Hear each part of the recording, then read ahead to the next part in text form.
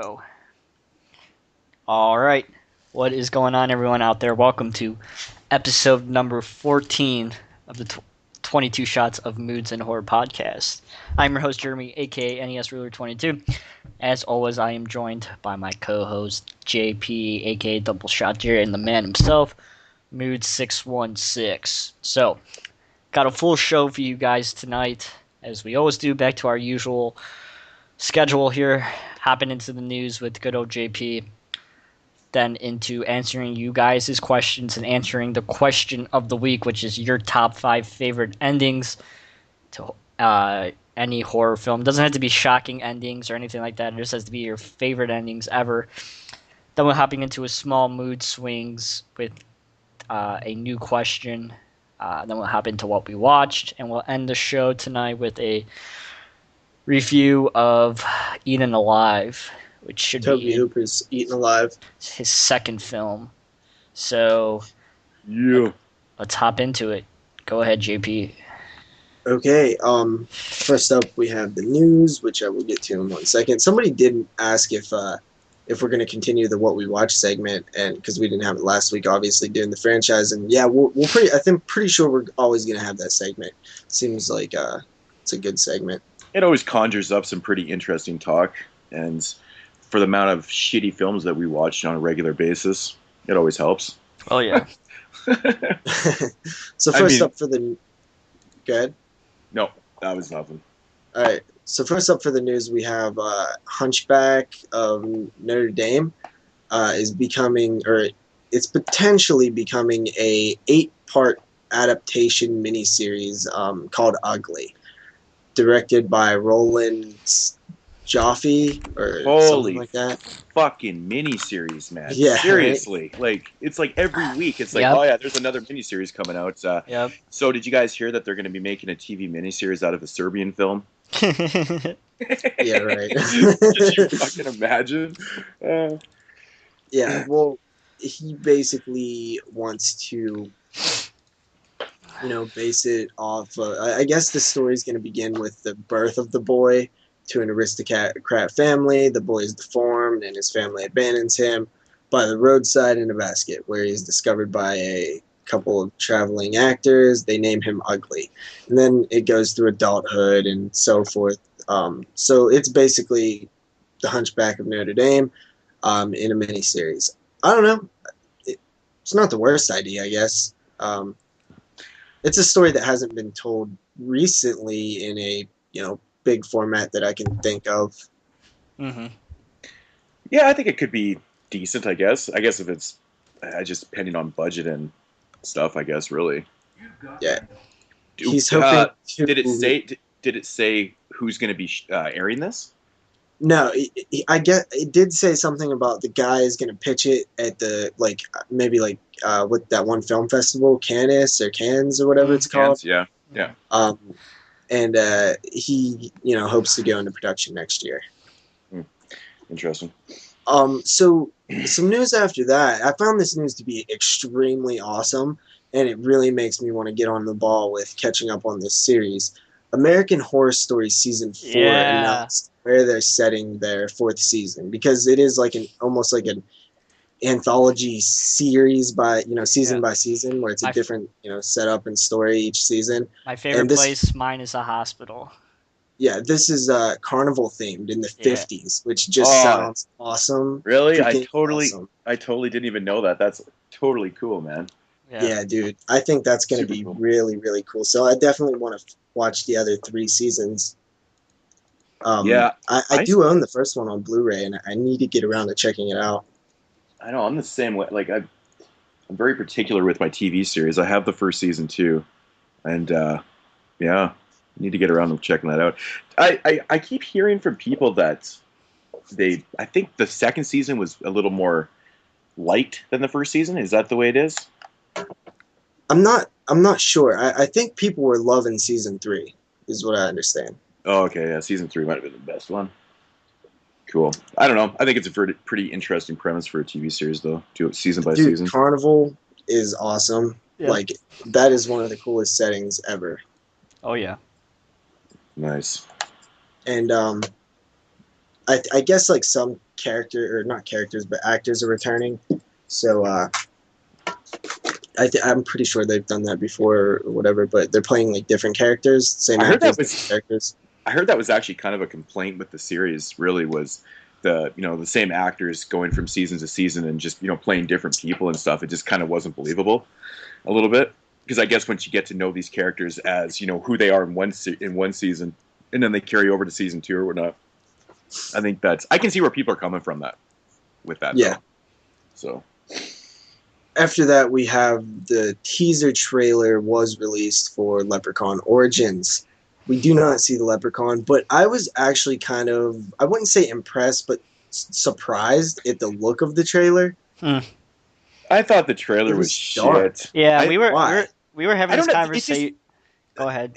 It just, to me, it just didn't really do anything for me. I was like, yeah, I did kind of like the atmosphere of it. It was very, very dark, but it doesn't really give you anything. I know it's a teaser trailer, but it doesn't even, there's nothing there. But it is exactly what it's supposed to be. It is a teaser trailer. It just teases a little bit, which the film still has a while to go before it's released. This summer is not somewhere in the summer it's going to be released.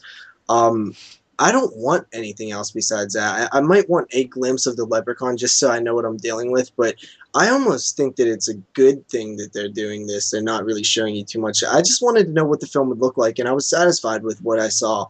It definitely doesn't look complete garbage from what I've seen. It's not much, but you know what's gonna happen? The fucking Leprechaun is gonna look like the trolls in Troll 2. No, me and remember the step down, like from the original JP, Troll film. Me and JP were having this conversation, and I brought up a point that I don't think he's gonna be like the Leprechaun we think, that we picture in our mind with all the makeup and all this stuff. I think he's just gonna be like a little dude in a green suit with a beard and looks like a normal little person in a leprechaun suit. I think what you do to make it, if you want to really try to make a good Leprechaun film, is you don't make him like a talking like Freddy type character. You make him like a creature that's more animalistic than human, and just a killing little fucking creature thing, like a monster almost. I think that's how you go about it. That's not what they're gonna do, obviously, but I don't know. I like to be as optimistic as possible. The thing is, we just don't have a clue what's going on with this Leprechaun film. But I think if they made the Leprechaun a cannibal, that would be super sick. Yeah, or a vampire. Or a vampire. Yeah. Speaking of which, I think we should throw that out there right now. Vampircon is, it's trying to be made. There's a Indiegogo campaign. We'll throw the link in the description. Throw some cash at it if you want. I checked it yesterday. It's not doing very good at all. I mean, there's still like 40 days. And I think the problem is they're not talking to people. They're not letting people know. Nobody knows about it. You have to know about it if you're going to get money for it. The only people that really know about Vampircon is the 30 people that listen to this podcast, I swear. Yeah, and the other no one's talking about couple hundred that listen to Dread Central Live. Yeah. Yeah, and that's the thing, and that's kind of sad though, because I think that if more people find out about this and actually get the campaign going and stuff, I think it could be an interesting film. Well, I don't think it's the people's fault at all right now. I honestly think that the people producing the film are doing a bad job. You got, for example, the popular sites out there like Bloody Disgusting, Shocked You Drop. I don't think either of them posted anything about it. I don't think anybody really did except for Dread Central. So you got to get it out there. You got to send a press release and get it to all the major horror sites and everybody you possibly can. Spread the word as much as possible. Use social media, which they started to. They have a Facebook page you can like. They have a Twitter account you can follow. But besides that, they're not doing much to really get the word out there, and it's kind of sad. Yeah, I mean, they should have had a full campaign before they even started up the the Indiegogo. You know what I'm saying? To get that stuff all going before you even started, and you got 45 days, or how long is the actual campaign? I looked at it, but I can't remember. It's like 45 days. Yeah, 45 days. So get all that stuff going. Hit up all these websites. I mean, we've been talking about it. Just get that shit out there. And then start up your campaign. But yeah, that's sad. Like honestly, if this doesn't get made, just because of the lack of motivation, it almost seems like it's just here's this idea. We have this funny idea, but we're not gonna fully roll with it. I mean, come on, man, Vampircon. That sounds fucking amazing. Well, for the people who might have missed that episode, that is exact. It's from the original creator of the Leprechaun film. He wants to get Warwick Davis involved, so it pretty much is a Leprechaun sequel, except for he's bitten by a vampire, and it's now Vampiricon. And I think it would be awesome if they tried to get some, maybe like that little kid Alex from the first film, maybe get him in a cameo, like just something to tie it to the original series. Also, there is some cool behind-the-scenes photos on the Indiegogo page, which I found just completely fascinating, considering there is nothing behind the scenes about Leprechaun out there. There's no, videos from the time, like commentaries. Really, there's no like information really. So I just found that very interesting.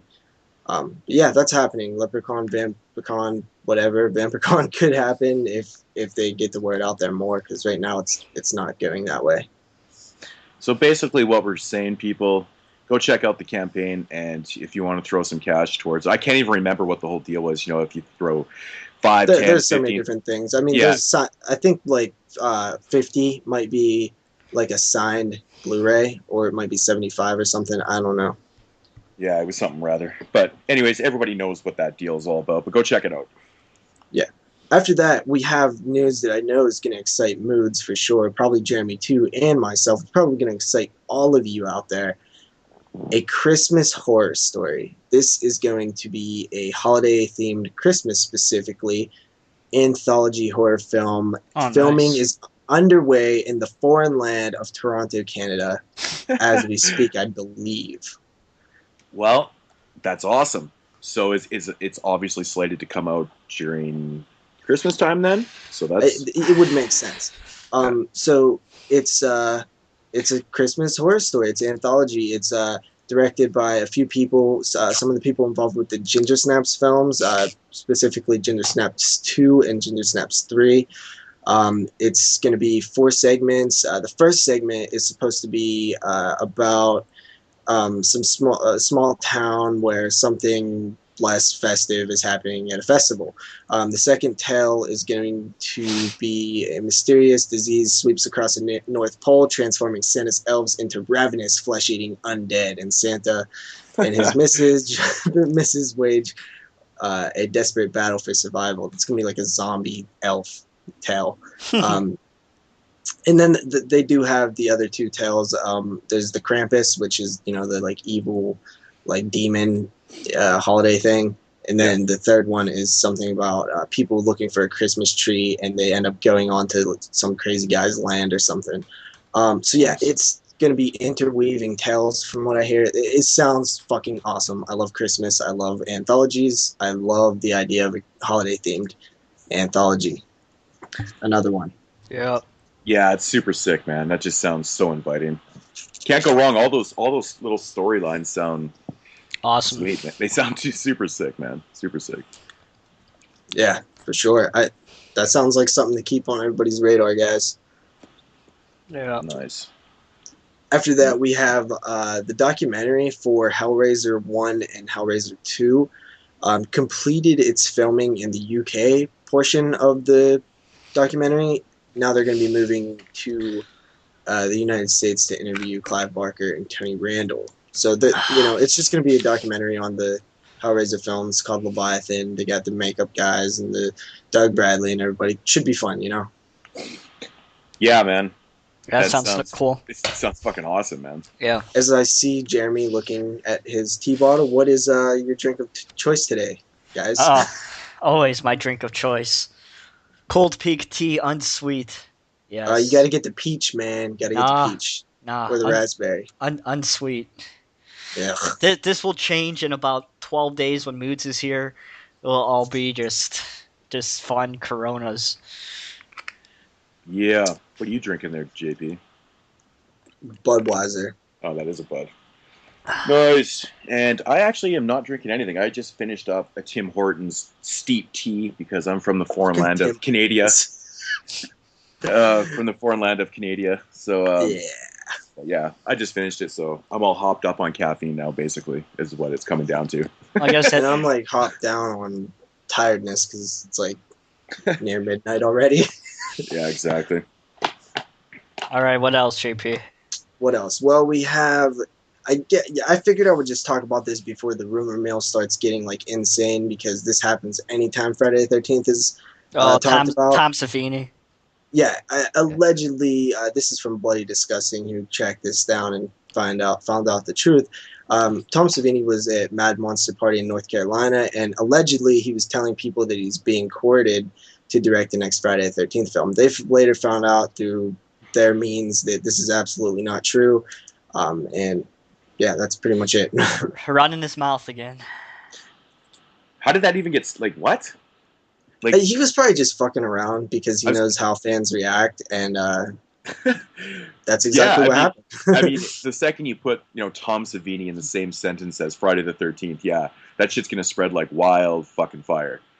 That's pretty funny, actually. But could you imagine if he actually did direct the sequel? It would be terrible. Or a new one. It'd be like Tom Savini is not a director, man. I mean, he did Night of the Living Dead, but I guarantee you George was involved with a lot with that. A couple other things like Wet Dreams and Theater Bazaar, I didn't think that was very good. And he also did a segment in Dead Time Stories, which is awful. I don't think Tom Savini is a director. He's awesome at what he does, but I just don't think it. I agree. The segment in Theater Bazaar his segment was not good at all. It was very kind of bland and actually boring. Mm-hmm. Not too bad, but yeah. After that, we have Amityville, a new Amityville film. Of course, why not? When Found is there not a footage. new Amityville film? Well, they seem to put out one like almost every year now. Well, there's so many that you don't even know if they're part of the series anymore. Which one counts? Well, this one isn't supposed to come out this year. I think it's supposed to come out next year. I think honestly, like when they did the Amityville remake, all the Amityville films that came out after, I think were supposed to be linked to the original franchise. I think that's the way it goes. Yeah. There's nothing actually linked to the there's nothing linked to the remake as a new franchise or whatever. But yeah, it's weird. They just keep kind of making these films every kind of couple of years or whatever, these found footage and Amityville Haunting and all this crazy shit, but they're linked to the original franchise. That's so bizarre. So bizarre. I think one of the problems is that Amityville is like not like a copyrighted term, so like anybody can use like Amityville in their movie, I think, or at least a lot of people can, because there's definitely like crazy Amityville movies out there that have nothing to do with Amityville. That's definitely probably true, because look at how many keep coming out. There's one like every year. It's like Saw. This one's interesting though, Moodz, because it's going to be directed by the guy who directed the Maniac remake. Oh, Mr. Jeremy's the Moodz guy now, or the news guy now, I guess. Sorry, I just remember reading this online. You can go ahead, JP. No, go ahead. Finish up. Be directed. It's going to be kind of interesting. It's going to be directed by the guy from who directed the Maniac remake. It's going to be starring that freaking main star from Fast Times at Richmond High, freaking Jennifer Jason Leigh, I think that's her name, who was the main lead in Fast Times, and it's gonna have some Disney Channel new sensation lady girl in it as well. It's a younger girl, I think. And it's supposed to be like move into the Amityville house and they figure out the dark secret. It's supposed to be like shot and found footage. Mm-mm. Well, that's the thing. That's the one detail you got wrong. Originally, it was titled Amityville Horror: The Lost Tapes, and allegedly, found footage. It looks like the found footage angle has been dropped. Yes. Huh. Distributed. Fuck it. It's coming out January 2nd, 2015 by Dimension and Time Warner Cable, I think that is. Has anybody actually seen the last couple Amityville films? I know there was Haunting. I know there was like hell no. I've only seen 2 of them in the remake. Well, I'm going to talk about one aspect of it in my the documentary. Yeah, I'm going to talk about that. Yeah, I have actually never seen past episode the 4th one. I've never seen like all those middle ones and these newer ones that are coming. I've never seen any of them, but just curious because it doesn't seem like they're very popular. So after that, we have The Grudge is being remade. The English Grudge is being remade. The Grudge is a fucking remake. Yeah, but now it's getting remade again. The English one is being remade. It's being the remake. The English remake of the original is being remade again. What the fuck is going? What? It's a paradox, dude. We're gonna fuck up the space-time continuum. Yeah, that's just getting ridiculous. Come on. But It's really, being does done The by Grudge need Ghost to be House, remade? Like, come on. trying to relaunch the franchise. I don't even think the first Grudge was very good, the English one. So I'm definitely not interested in this. Yeah, I'm honestly wasn't a fan. I actually never even seen this. There was, what, 3 English films? Yeah, I've only seen the first one too. I've never seen the sequels, I don't think. And finally, for the news this week, we have Scream Factory announcing Leviathan coming to Blu-ray for the first time this August, part of their Summer of Fear. They did state also that they have one more announcement. They say it's going to be a decent one, so that'll wrap up the summer lineup for Scream Factory releases. And Moodz, I know you had some DVD releases. Yeah, this Tuesday, March 25th. Be on the lookout for, the ones that I'm looking forward to this Tuesday is the Scream Factory release of Beneath. So stay tuned on Beneath. Yeah, I mean, it's a film that I know nothing about. It's a brand new film by Scream Factory. So looking forward to checking that out. Also, Miss 45 is coming to Blu-ray and DVD, which is absolutely amazing. Is that a rape revenge film? Miss 45, I actually don't know 100% if it is or not. I've never seen it, actually. So I've just heard a lot of different or interesting things about it. Like, people always kind of talk about it and say that, it's decent and stuff. But I'm not actually 100% sure with the exact plot line to it. But I think it's all along those lines. Not a whole lot coming out this week, actually, to be honest. I know there's another film by the company that puts out, I think it's called Macabre. The company they put out. Did they do the Banshee chapter? Yeah, they put out Banshee chapter and Inbred and stuff. The Thompsons. Yeah, but they've got a new film. Saturday Morning Massacre. Yeah, they've got a new film coming out. They got a new film called The Conspiracy, which actually looks kind of cool. So, and then there's a bunch of other like some really bad looking films called Beast of the Bering Sea. It looks like a really bad CGI film. There's a couple of exorcism films, An Exorcism of Evil. Ugh. What? The Appearing. I know. It's just like, what? What a terrible title. I know. So, but no, those are really the main ones I was looking for this Tuesday was Beneath and Miss 45 and stuff. So, look out for those ones. Although there's another film with actually a pretty cool title called Psychopathic Tendencies. I mean, really, who doesn't want to watch a film called Psychopathic Tendencies? Come on. That sounds pretty cool.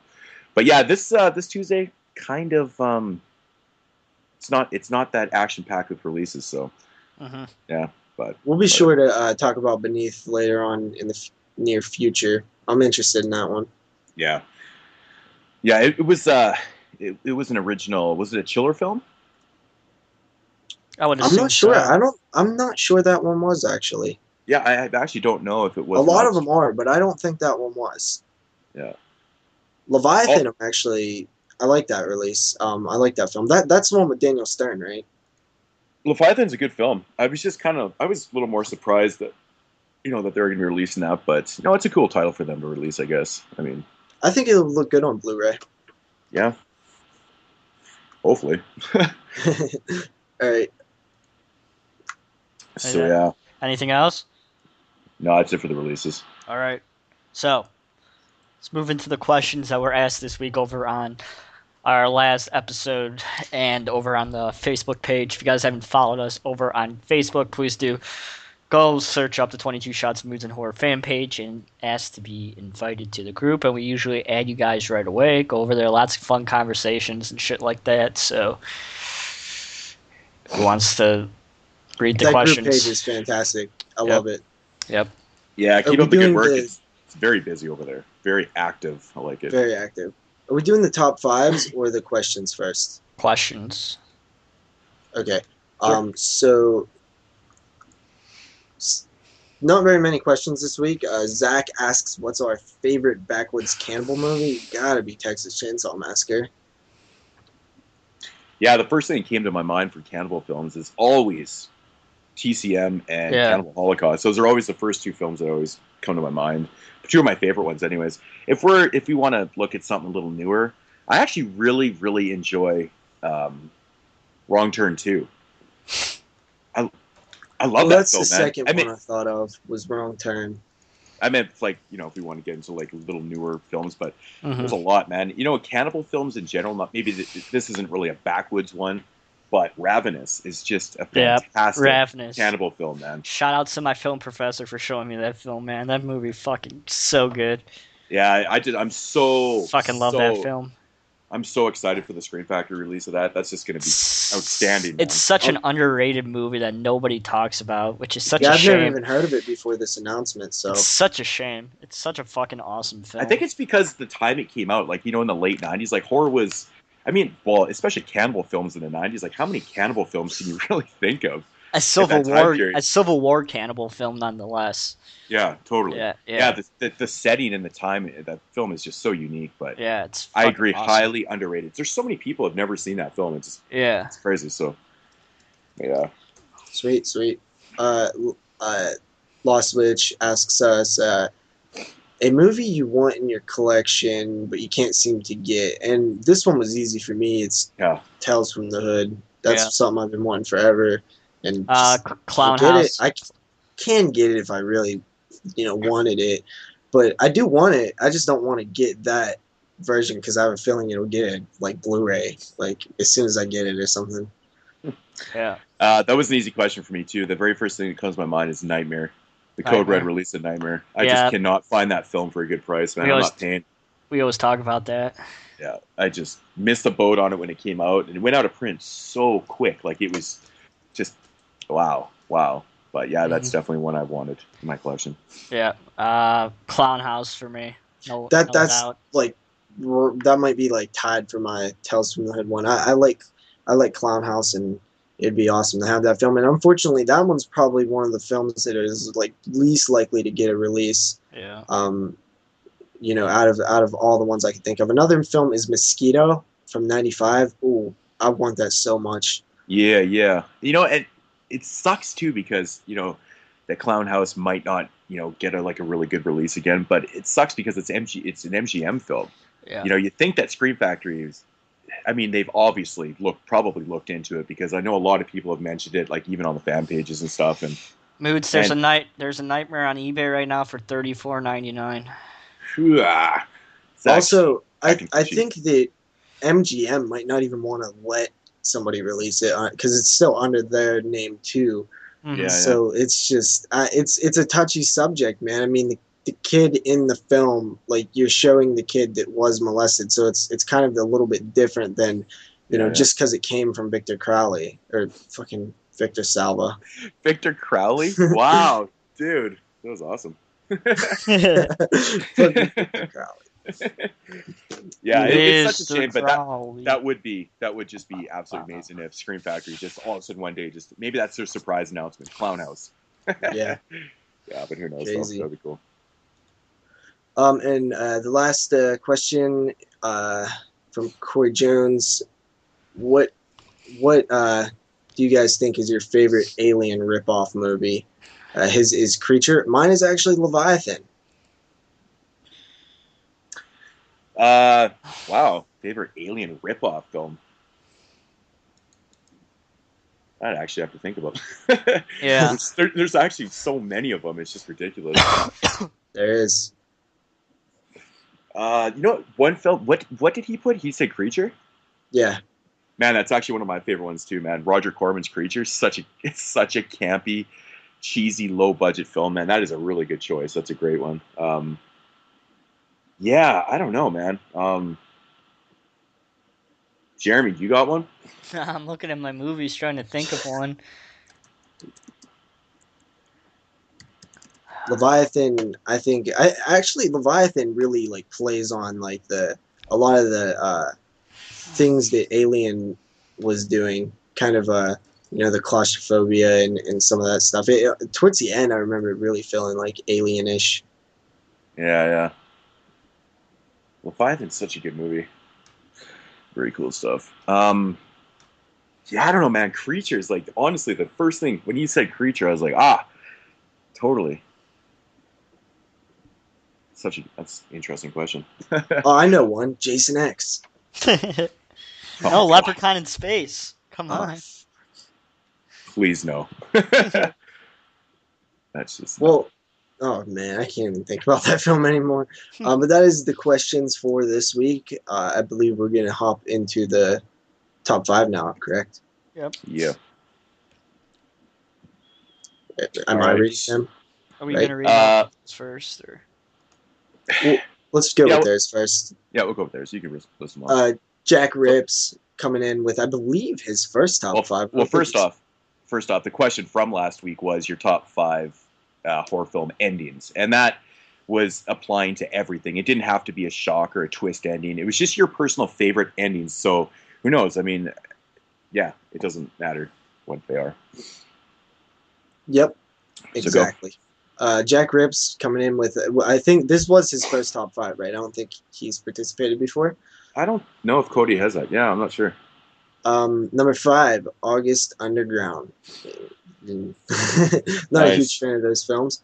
Number 4 is Kill List. Number 3 is The Wicker Man. Number 2 is a Serbian film. And number 1 is the original Maniac. Nice. Interesting picks.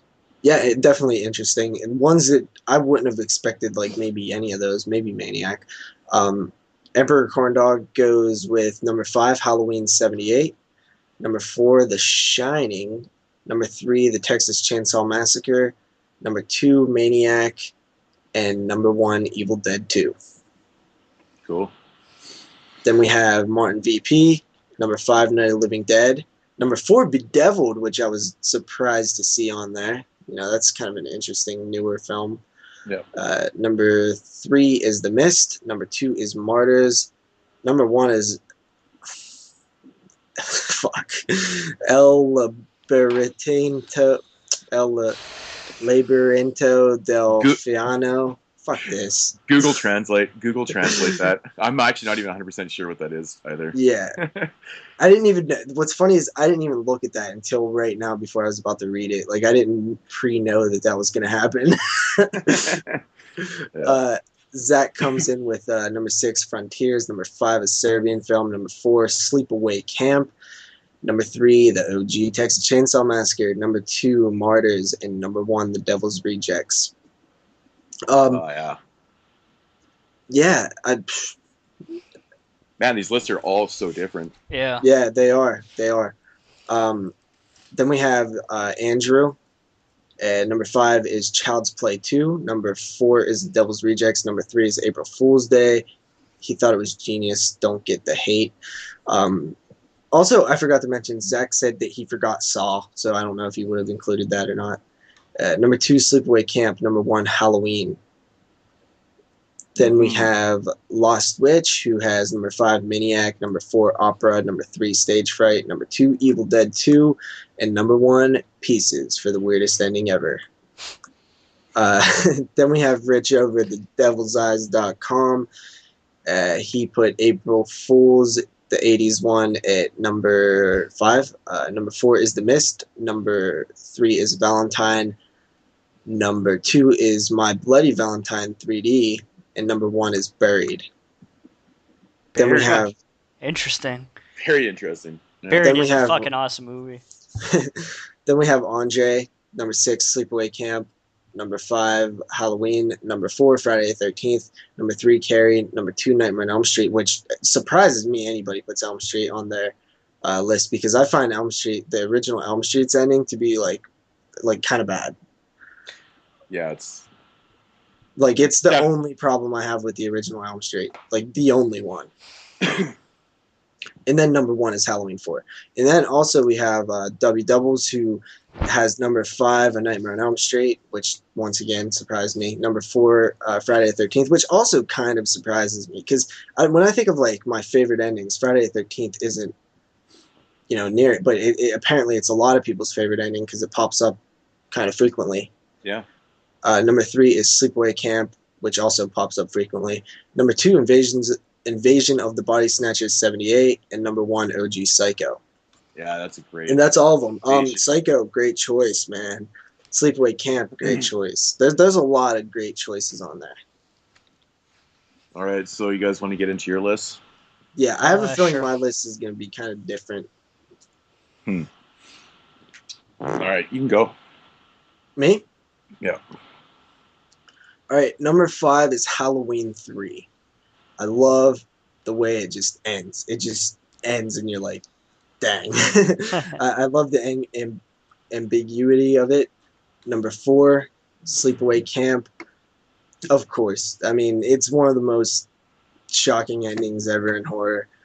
Number 3, also one of the most shocking endings in horror, The Mist. Number 2, Saw, just for the cleverness of it, and just it was one of the films that genuinely like surprised me, and I never would have saw coming. And then number 1 is a film that just simply is scary as fuck for an ending, and it's the Blair Witch Project. I think it's the greatest ending that I've ever seen personally. It just ends absolutely perfectly for the film. I know a lot of people would disagree, but it's my favorite ending. Yeah, it's interesting. I guess I'll go. Man, this was so hard. Like There's so many good ones. Psycho. I was pulling 7. things out and putting things in the top 5, and I was like listing off films like ones that didn't make my list. That I love is like Rosemary's Baby, The Mist. You mentioned The Mist, The Wicker Man. It's crazy. I love the ending to Inside. It's crazy. But yeah, anyways, getting into the top 5 here.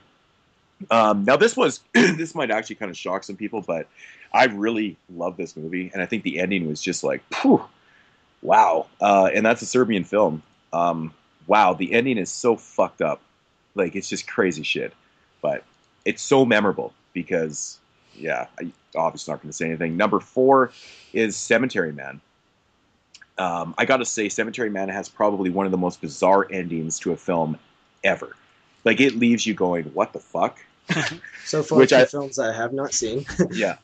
Number 3, Sleepaway Camp, for the sheer memorability of that ending. Like it's so good. It. No, it's just I'll never forget the first time I watched Sleepaway Camp back in. Did it actually creep you out, dude? Because it creeped the fuck out of me. I was like, oh my god! I remember saying that girl has a penis. I was so confused. Well, my exact experience of it. Well, you just fucking spoiled the hell out of Sleepaway Camp. Well, yeah. I'm pretty sure everybody has seen Sleepaway Camp. Well, what's funny is I just seen Sleepaway Camp for the first time a couple years ago. But I was chilling on a couch. Well, it was like 5 years ago. But I was like chilling on a couch, and I didn't even notice it at first. I just saw her face, and I was like, "Oh, that's creepy." And then I was like, "What the fuck?" Yeah, the thing that always creeped me out is like the boy that they used in that scene. Like, he's kind of like, he's not built or anything, but it's just so noticeable that it's like a man's body. You know what I'm saying? What is the term for that? Like superimposed or something? Yeah, like very imposed or and whatever. I think that made it even more creepy. Like just the way it was like every unnatural. Time I watch that film, I look at it, it makes me laugh now. I'm just like, that's so funny. I think we need to talk about the Sleepaway Camp films in the future. Yeah, it would be a cool one. All right, so number 2 is Lucio Fulci's The Beyond. I think The Beyond has one of the fucking coolest endings ever to a film. It's just something I haven't seen. Damn it. Man, it's missing all these good endings. The ending to The Beyond is just so well done, and the atmosphere is probably the coolest thing ever. And my number 1 ending, which I was very, very surprised that nobody had this on their list out of all the lists that we read, because it is my personal top favorite ending, and I've talked about this before, that's Black Christmas. I fucking love the way that movie ends. I knew that the way the credits roll, and like just the way the atmosphere. Oh man, that shit haunts me, man. I think that ending is just not to be fucked with. Dude, we honestly could do a whole show just on endings. Like, I was thinking Return of the Living Dead, and just so many good ones out there. Dude, I was thinking Scream for the end scene, but not really the actual ending. Yeah, I had I put a bunch of notable films like on a list, and Scream actually made it because I think Scream has a very interesting and very cool ending. I think the whole end is just very it's one of my favorite end scenes, like final acts ever. Mm-hmm. And like I had like Killer Party on there because I love the end of Killer Party. Like the last basically 20 minutes of the film is just, it's so fucking cool, man. It's just cool. Definitely won't say anything else about that one because I know people haven't seen that one. If we was doing worst endings, it would be my number 1 that I could think of. What's that? It? Oh, yeah. Yeah, I just think it's such a letdown. Yeah, there's so many. I Yeah, mean, that would actually be an interesting list to compile and hear other people's thoughts on their most hated endings. That would be actually kind of an interesting one because there is some really poor. Like, you know what I hate when you watch a film and then it's all good and then the ending comes and you're just like, that actually hurt the film for me. You know, I'm just like, yeah. you can't stop thinking about the piss poor ending. Fuck, I hate that, man. It sucks. All right, Jeremy. All right. So my number 5 is Gutter Balls, which is just an interesting ending, fun ending. Yes. Number 4, Maniac. Number 3, Child's Play 2, of course, which is the most memorable ending of the series. Number 2, Saw, which I'm on the same boat with JP. And number 1 is The Mist. I fucking love the ending to that movie. I think it's awesome. Honestly, if I was thinking the best ending, I might put The Mist, but these are my favorite endings. Mhm. It's funny. Different. I actually had The Mist in my top 5 spot, and I took it out and put a Serbian film in there. The Mist ending, I love it so much. I know so many people just shit on that ending when that movie came out. I was like, are you kidding me? It was awesome. Anybody I have ever memorable. showed The Mist has always had a emotional reaction. It's never just like, huh. Like you're always, if you're in the movie at all, like invested into it, the tiniest bit, you're gonna fucking be mind blown at the end. Oh, totally, dude. I'll never forget the first time I watched that one too. I was like, wow, like holy crap. But that's what an ending should do to you, man. Like that's really truly, an ending that does give.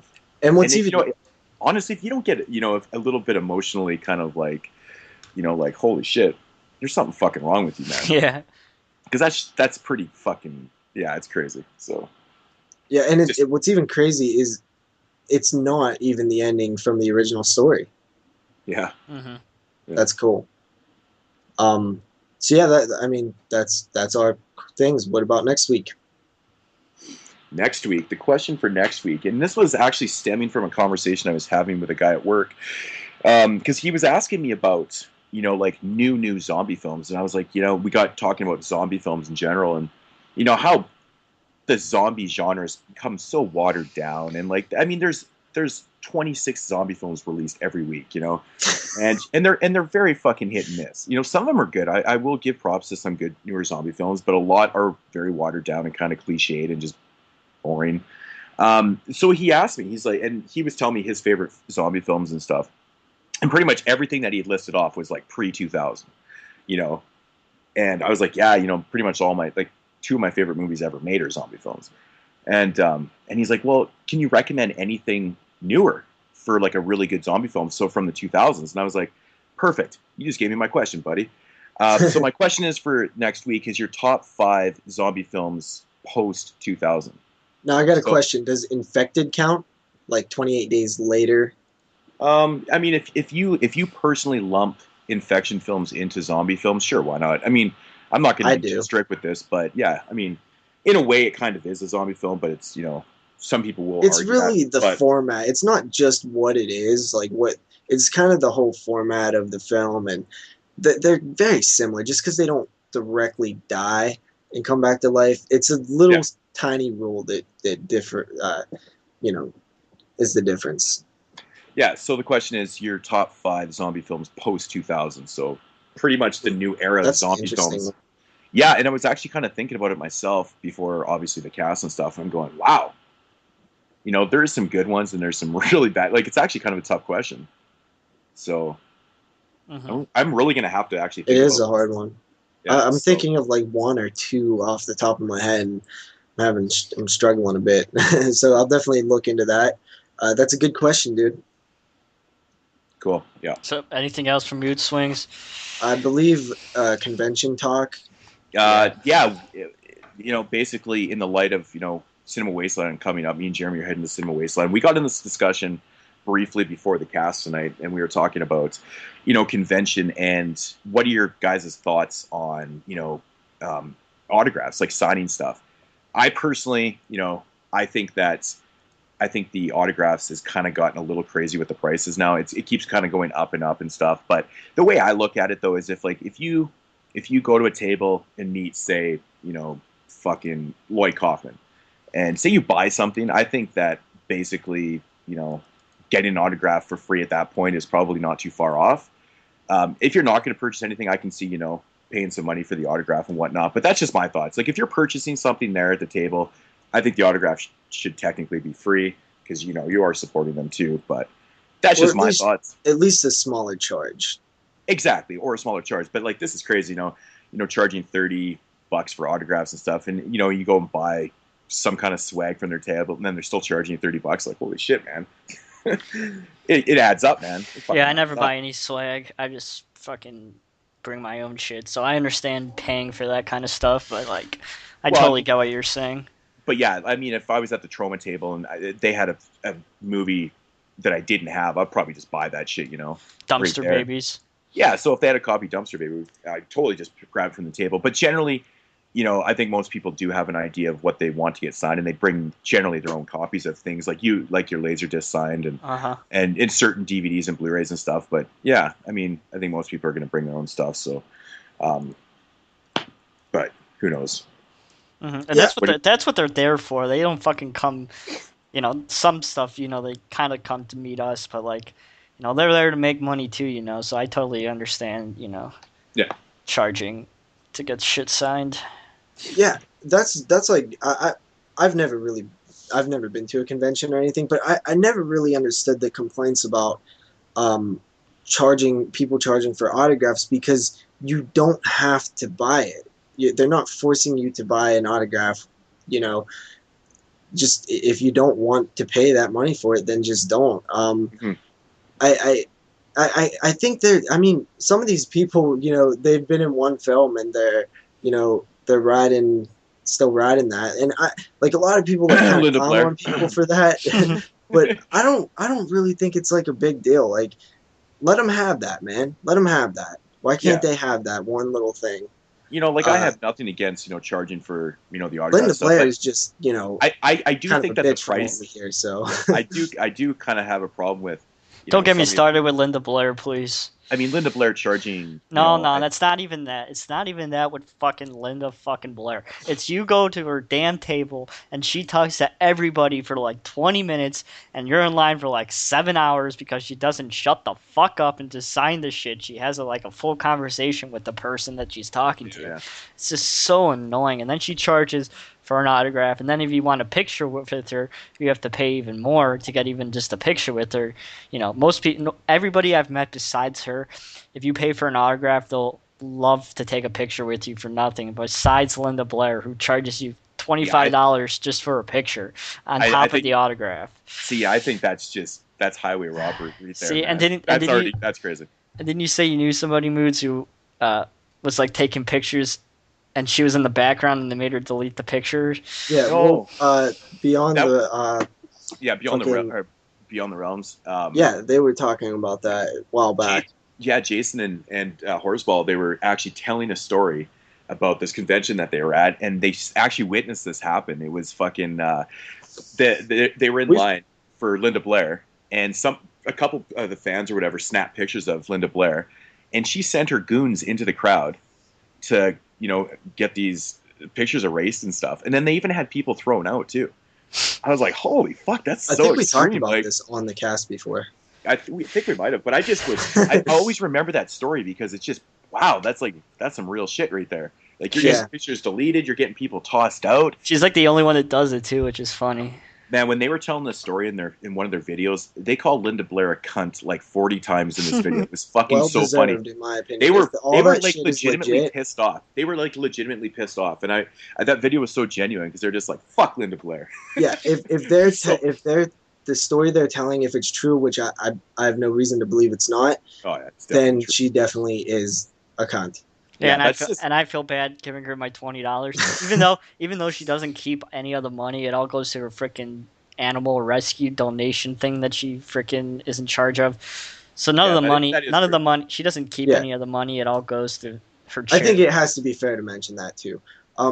Also, I think that you're not just paying for the autograph. You're paying for the opportunity to meet that person. Which, what's the value on that? That's a valid point. That's a valid point. I mean, nobody's forcing us to go up to the table and and fucking meet that person and shit like that. But you know, there is certain people that just genuinely don't even charge for autographs. Like Jeremy was telling me that Lloyd Kaufman generally doesn't charge for autographs. I was like, cool, man. You know, Yeah. I think that's very noble. You know, he could be sitting there charging $20 an autograph, but he's not.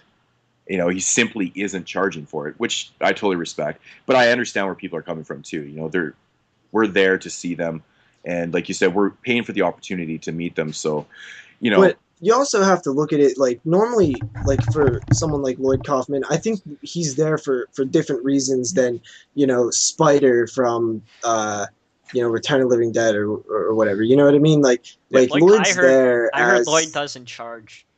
yeah, but Lloyd, he's there for different reasons too. yeah. He's there to promote his trauma brand and sell his trauma stuff, and he's making money doing that. Yeah. This dude's there, because he was in Friday the 13th Part 5, and he's trying to make some extra cash, living off of the little, film that he had years ago. I think you also have to take that into account of what they're there for. Yeah. And Lloyd Kaufman probably doesn't need to charge for his autograph because him being there is probably selling, so many trauma DVDs anyway. See, everyone like talks about like people being dicks, like Tom Savini and everybody. I haven't met one mean person. Like everyone I've met has been like super chill. Like especially a lot of the Friday the 13th guys and ladies were, like the nicest people.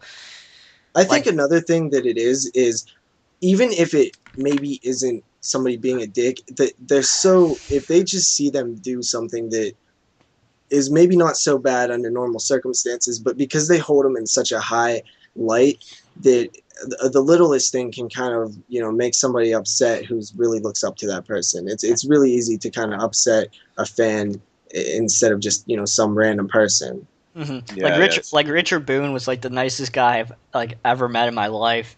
Like he was this. It sucks that he died. Like 6 months ago. He's like the nicest dude. Like you'll actually find some pretty chill people that are willing to talk to you. I've always heard the horror stories about Tom Savini being kind of a dick sometimes, but then I've heard a lot of people that have met him and they said he was really nice and he treated him with all the respect in the world. Like he was just happy to be talking to his fans and stuff, and I'm like, that's very interesting. So I mean, obviously people do have bad days. Maybe some of these people met them on maybe the convention wasn't going very well and stuff, but for the most part I've actually heard generally good things about Tom Savini. But you do hear those stories. But I mean, I think it comes down to the fact that people are kind of scared sometimes. Like if you met one of your heroes and he turned out to be a total asshole, you'd probably look at him different. It's so disheartening, man. It'd be so disheartening because then the thought of that you're just watching is a film. sad. Like Sadness. honestly, if I met Lloyd Kaufman and he was like, "Oh fuck, go fuck yourself," something, I would be like devastated, man. Because I might punch Lloyd Kaufman in the face. And Lloyd Kaufman is the nicest fucking dude ever. Yeah, he's so a nice. Guy. But that's the thing. But that's the thing, right? Like, I mean, it goes for anybody. Like, say you're meeting your favorite actor of all time. Say if I went and met Jeffrey Combs, and he was just like, "Dude, fuck off." Jeffrey Combs is nice too. I've met Jeffrey Combs. I'd be like, "Oh, that sucks so." But I mean, that just ruins the experience. And now I look at Jeffrey Combs so different. So I think people, are a little worried about that sometimes too. So, I mean, it's probably pretty natural to be like that, though. Back to Tom Savini real quick. He actually, from my area, he's the hotel I work at. He has stayed at before. Oh no, JP! Right in the middle of your Tom Savini story. No, come on. Well, that's. Oh wait. He might not be in a bad mood. And he's back. Was I lagging? Yes. I actually just cut out there for a second, but whatever. We didn't hear anything you said. We missed the whole Tom Savini story. So what I said was he's from my area, so he stayed at the hotel that I work at. Not since I've been there, but when my cousin worked there, still works there. She said that he's kind of hard to read. Like he seems like he could be like meanish, but not in the way like he's actually doing anything. He kind of just gives off that vibe to where like it seems like he could be kind of a mean guy. But I think it's just kind of the way he looks and just. I think Tom Savini's a little just maybe intimidating. Maybe Yeah, that's yeah, maybe that's that's what it exactly is. it. She said he was nice when she talked to him. She didn't know who he was at first, but Man, I get that actually all the time in my personal life. People are like afraid to come up and talk to me and stuff because they're. I mean, I've heard from other people that you're very intimidating, Yeah, and I'm like, that's what we always talk about. That's why I was talking about my ma. And like yeah. you're gonna be funny with your earrings and your huge bushy mustache walking in my house the you should first time. It's gonna totally be roll funny. in with the biker stash. And that's the thing. Like people that don't, are meeting me for the first time, they're just like, oh man, dude, you're so intimidating. And then they get to know me, and they're like, oh, he's just a big fucking teddy bear, really. Yeah. So I mean, but I do get it quite a bit, especially at work. I get it all the time. Like people will be boarding planes and stuff, and looking over, and they're just like, oh, look at that guy. It's kind of funny, but I don't know. I can see where people are coming from with Tom Savini, though. Maybe it's just he does have a kind of a little bit of an intimidating look to him, I guess. Mhm. Yeah. I mean, just facial features kind of deal, right? But yeah, so All right. Anything else about the convention circuits? no, No, I think that pretty pretty much much wraps it. it up. JP, is anybody gonna be at that thing that you're going to at the end of April? I have no idea. I probably not, but I'm Is gonna be it, watching some awesome movies. yeah, it's just a film. Sucks. It's just a film festival, isn't it? Well, it's just a drive-in showing, horror films from. Oh, it's actually a drive-in. Yeah, it's a Oh, I didn't drive-in. realize. It's a two-night event. They're showing Suspiria. All these are, what I think 16 millimeter. Halloween. 35 millimeter. Yeah, 35 millimeter. Yeah. I'm bad with my millimeters. Um, Carrie. Children Shouldn't Play with Dead Things. I believe The Hills Have Eyes. A couple other ones. The Beast Within. Yeah, I think 8 movies. That's Two such nights. that's a very cool lineup, though. Like the Beast Within and then Suspiria. That's Yeah.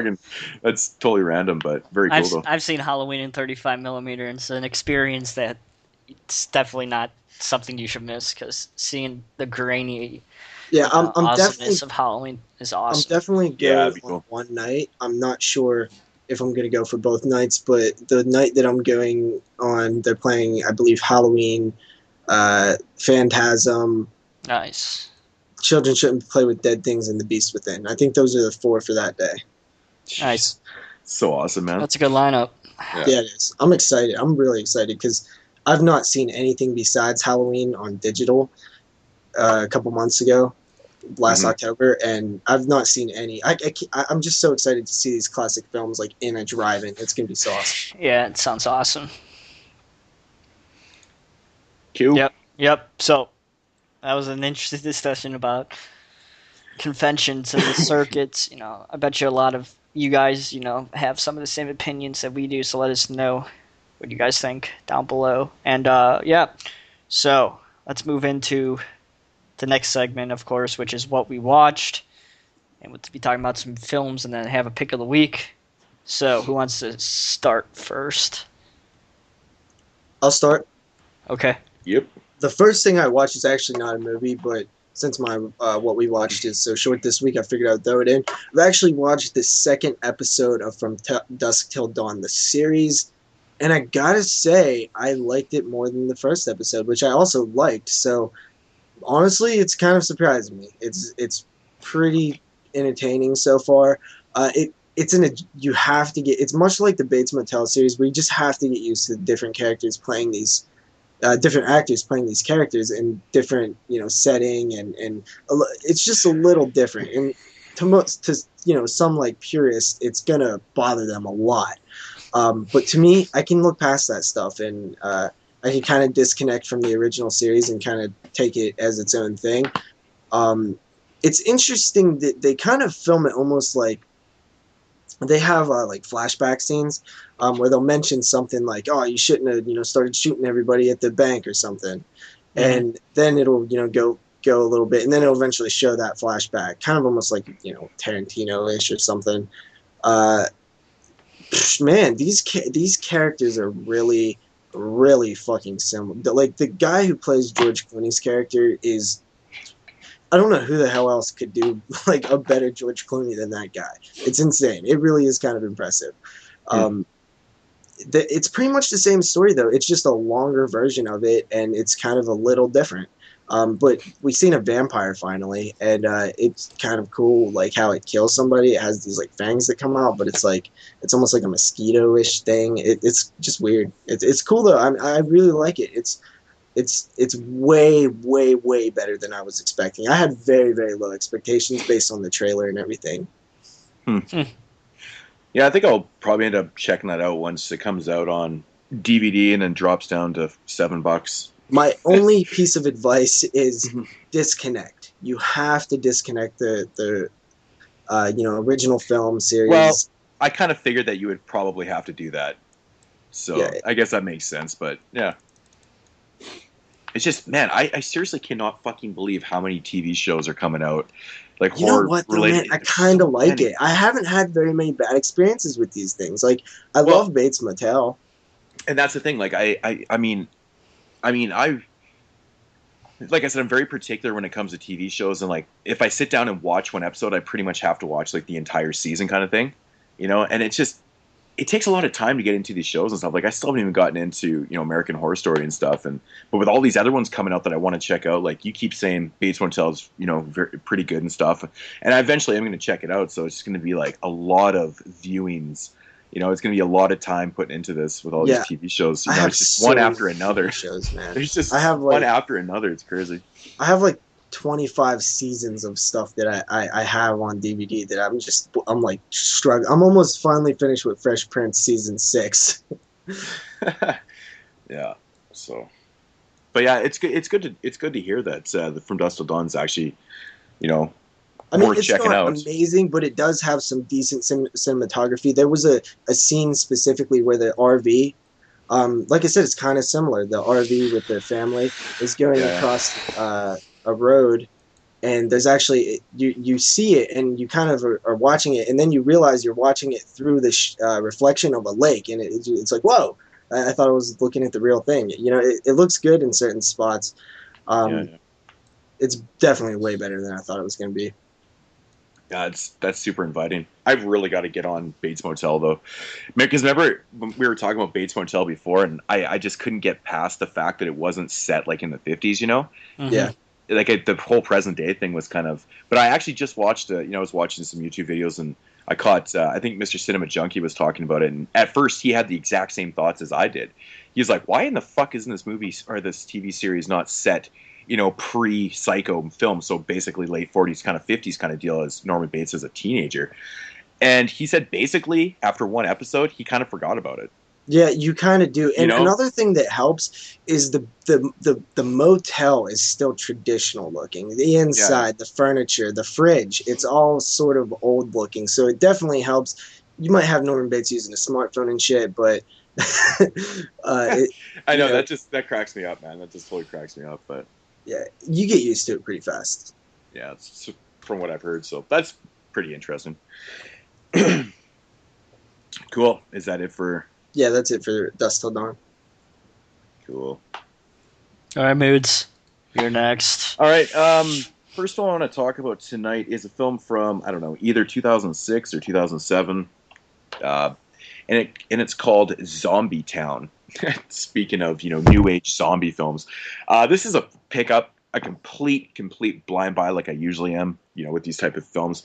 I only picked up this film, and I know this is probably gonna make David laugh because it had zombie in the title. I'm a sucker when it comes to films like Zombie or Massacre, or Blood or Bloody.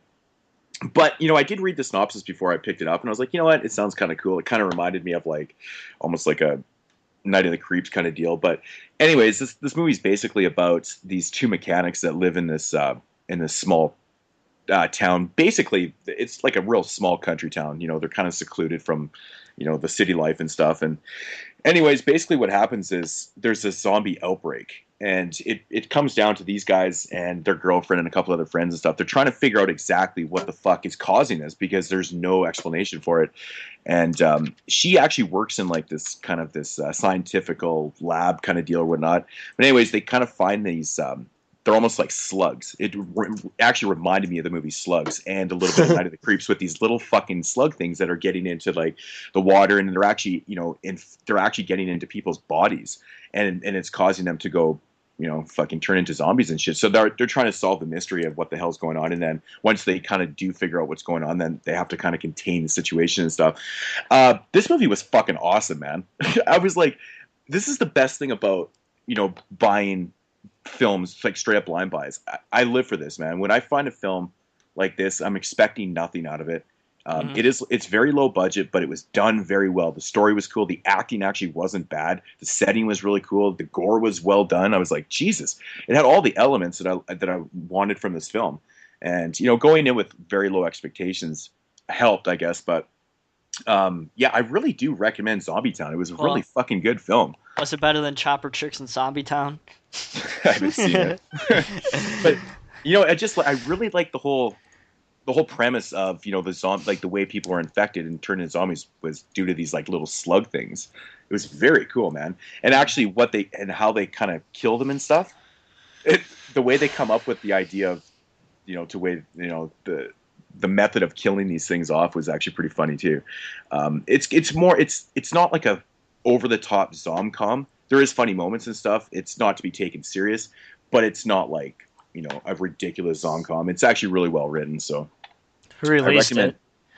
You know what? What's really weird? It's like some random company called like Edgewood Studios or something, or fucking like, Edgewood. Yeah, I know this release is like super low budget, but actually the transfer on this, pretty good, man. It's in full screen, but it actually looks really good, for low budget film and stuff. But yeah, I recommend this one. I'd never even heard of it. Like I said, it was just I grabbed it because it literally had zombie in the title. Mm-hmm. So I do recommend it. It's that's usually how I don't buy my movies. If it has zombie in the title, I stay away from it. Well, it's funny because I actually checked. I picked up another film at the same time I grabbed Zombie Town. I grabbed this one called The Zombie Farm, and yeah, it wasn't that good.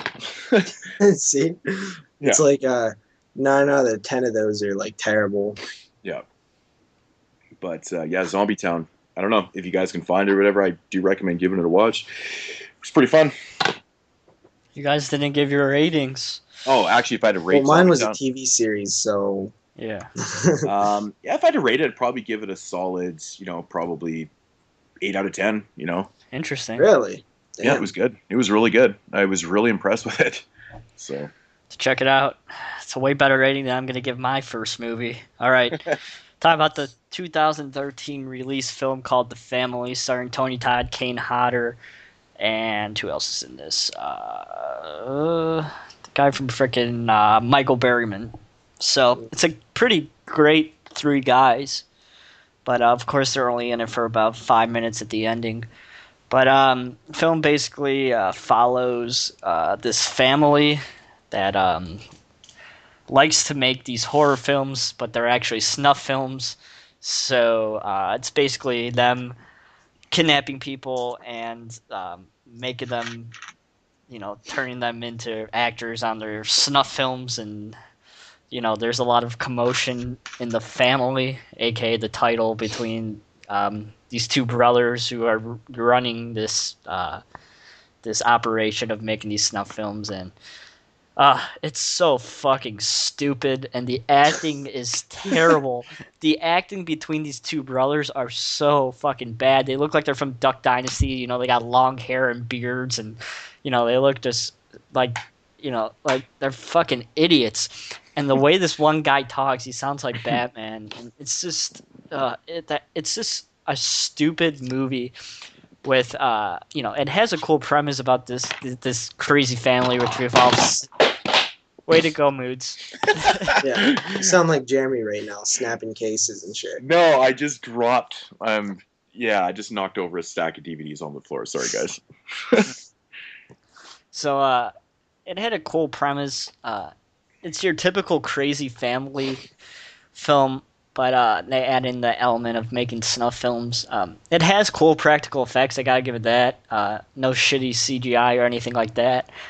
But I couldn't look past the acting, and I almost turned it off. But I sat through it, and the ending was way better than the entire film.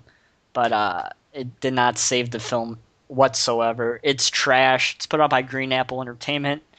Would not recommend it. I gave it like a 3 out of 10. It's definitely not on the level of Bloody Homecoming, but it's pretty fucking terrible. So I would not recommend it. Nice. Damn. I'll probably avoid that one. Yeah. The film that I watch is also not a very good one. This one is called Furnace from the year 2007. Had drool in it. And, Did you say Jarul? Like the Drool. rapper? Yeah, drool. Ja Rule. Yep, drool. Oh god, he's fucking horrendous. So bad. And Paul Wall and Danny Trejo. Oh wow, that cast is just wow. Okay. Yeah. At least my cast in my movie was better than that. Yeah. Paul The good Wall, thing is, really? Drool and Paul Wall wasn't really in it that much. Danny Trejo wasn't really in it that much either, which I would like to see a little more of him. He's a pretty awesome dude. This one is just a terrible like ghost story set in a prison. It's not very entertaining, not very engaging. It's just one of those films where I'll kind of fade while watching it, and basically something will happen or a loud noise will happen. I'll be like, oh yeah, what's happening? And I just fade out again until I see something cool, which doesn't happen very often. There was some okay gore scenes, but one of them was really bad. There was like this guy, it was like a dead body in like the morgue or something, going through an autopsy. Its chest was all open and stuff. And you can fucking see its stomach breathing. It's so bullshit, dude. Because it wasn't even like, Dude, it was I've like, never been able to figure that out in films. When you're dead on screen and you notice someone's breathing, like seriously, just hold your goddamn breath. Yeah, I see that What all was the fucking 10 worse? seconds. Like I see that all the time. No. It wasn't. It was literally. It cut to it, and then it cut away in like 4 seconds. So it was literally like you saw like it for a couple seconds, and it spread like twice during it. So they literally just was man. like didn't even So notice that they was breathing. It was so, and it was like where the makeup was, it was like the upper chest, but you can see their belly moving up and down. It was like, are you serious? I seriously cannot stand right that. That drives me nuts. That drives me nuts. And it wasn't just like a subtle thing. Like it was a full blown like breathing. Yeah. There was like a little bit of okay gore. Danny Trejo is of course always a nice addition. That they did some slow-mo scenes. Just something I noticed in the film. They would do like weird slow-mo stuff, but it always looked choppy. I don't know. It was stupid. There's like this burnt ghost story of like, vengeance and stuff. Somebody wrongly sent to death, or not really even that. Just a vengeful spirit. Typical like prison type ghost story, generic stuff. I like the idea of films set in prisons, horror films specifically. Much like Prison, that one Scream Factory put out. Yeah. But this one is just, there's no reason to watch this film at all. I'm gonna lower my rating from initially what I rated it. I was gonna give it a 4, but after talking about it, I give it a 3.5. 3.5 out of 10. Wow. I gave mine a 3. I know, it's just, wow, those are really low ratings, guys. The movie sucks cock. What do you expect me to give it? A good rating if it sucks? No, I think we got a whole pile of shitty films this week. Luckily that was my only like shitty one. So I got 2 more coming. Okay. So the next film that I watched, I hadn't watched this movie in years. And watching this film again just made me realize that it is literally one of the weirdest fucking movies I've ever seen in my life. And that is, I believe it's from 1980. Yeah, the original 1980, and that's The Pit. If you guys watch my unboxing video, I just got this from Jeremy. He just sent me this film, the Anchor Bay double feature with Hellgates. But yeah, The Pit from 1980. Was it worth the $20 purchase? Oh, fuck yeah, man. This movie's, it's just... Okay, let's get into it. It's about this boy named Sammy. He's like a 12-year-old boy. He's a total fucking outcast, man. Like, he's just a weird kid.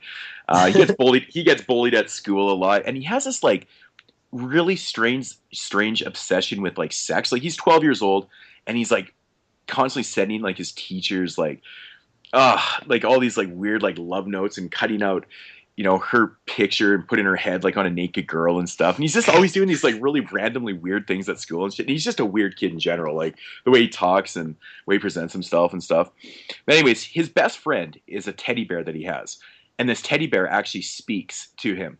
And it's like evil. It's like an evil teddy bear. And he like has conversations with this bear and stuff because, like I said, he has no friends. Everyone fucking thinks he's like the weirdest kid and shit. So anyways, so one day he's out playing in the backwoods behind his house and whatnot, and he comes across this pit, like this huge fucking hole in the ground, like in the middle of the It's forest. in his backyard. Oh, I thought you said in his backyard. Well, he's basically he's in the woods next to his house or whatever, but he's in the middle of the woods, and there's like this massive hole in the ground. It's literally just a pit. Anyways, he looks into this pit and he sees these things which are called troglodytes, and they kind of look. Yeah, they're called troglodytes. And basically what they are, they're like Who named them? That's what they're. I don't know. That's just what they're called on here. It's fucking. There's no discussion of like, hey, what do you think we should name it? Like that, the kid just knows that's what they're called. Yeah, it's so bizarre. It's so bizarre. So basically, these things are like. Apparently, they're like prehistoric creatures that have survived millions of years and are like living like in this graboids. pit. They talked about graboids and they was like, what should we name them? Yeah, they're not even gonna name them. So he soon realizes that, or he wants to become friends with these things, but they're like stuck in this pit stuff because he's a lonely kid, and basically so what he starts doing is he starts feeding these troglodyte things. Quit calling them that. big fucking pieces of meat and shit. And he soon realizes that he can't keep this up, man. He's using all his money buying big hunks of meat, and he's just going broke. So, because he's 12 years old, he shouldn't even have any money. Anyways, so eventually he gets a smart-ass idea to, teach everybody that's, picked on him in the past and stuff a lesson. And there's so many different sequences in the film where he's basically luring in like all these kids and stuff and adults and teachers and shit, people that have treated him wrong, and basically pushing them or making them fall into this pit, and these troglodyte things fucking devour them. It's like scene after scene of this, and it's so funny, dude. Sounds so fucking awesome. This movie is good luck finding a good price on it. It's such a blast, man, and it's such a weird film. It's just like all over the fucking place. Like, dude, it's so many weird elements to it. But dude, I literally had to pause the movie. I was laughing so hard because there's this like 12-year-old little girl. She's like a little ginger kid, and he basically pushes her into this pit, and I started laughing so hard. It's okay, just like, she don't have a soul. Exactly, right? But just the way he did it, and some of the other sequences where he lures in people and they fall into these pits, it's just absolutely hilarious. And these troglodytes, they end up eventually getting out because he puts a rope down there and stuff, and then they go on this like this movie's out of control. It's a really fucking bizarre film. There's nothing... I need to know one thing. What are these troglodytes? What? They're basically like, the explanation is they're like these prehistoric. They almost look like little trolls.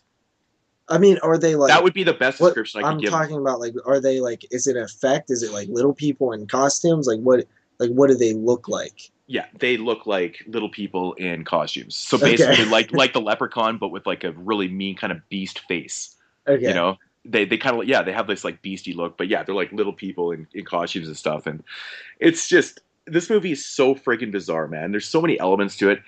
One of the creepiest things actually in the film, besides, the kid being all weird and all this other weird shit going on, is the fact that he has like a nanny, a live-in nanny. And he's like obsessed with her too. He's always trying to like look at her in the shower. Did he try to molest one of these troglodytes? No. Surprisingly. So he's like obsessed with his babysitter. Basically what she is. She's like a nanny / babysitter kind of deal. And he's just taking showers, and she's like running into the bathroom and like writing "I love you" on the mirrors and stuff, and like all this weird shit. But there's this one really weird scene in the film where you got to remember, Sammy's a 12-year-old boy, and he's getting a sponge bath from his like 18-year-old fucking nanny. I'm like, this whole scene is wrong. Wait a minute. This should not be happening right now. I'm like, what the hell? This kid's 12 years old. First of all, he shouldn't even be bathing anyways. He's fucking 12. But why is he getting a sponge bath from his nanny that's like only a few years older than he is? I'm like, this is fucking bizarre, man. I'm like, this is just out of control. There's so many weird elements to this film. You can ask anybody that's seen this movie. The first thing they say is just pure weirdness. You can't describe this film. It's You got to see it to believe it, man. It's one of those films you got to see to believe it. It's just whoever wrote this shit, man, was a fucking genius because it's just it's so memorable. There's so many fucking memorable scenes and funny scenes in this film. Probably more maybe intentional, but there is some unintentional things that are just absolutely hilarious too. But if I had to rate The Pit, man, I'd probably give it like a fuck, man. It's a good film, like 8.5, maybe 9 out of 10. Really? Holy it's such shit. a good. It's hard such to a find, weird. JP.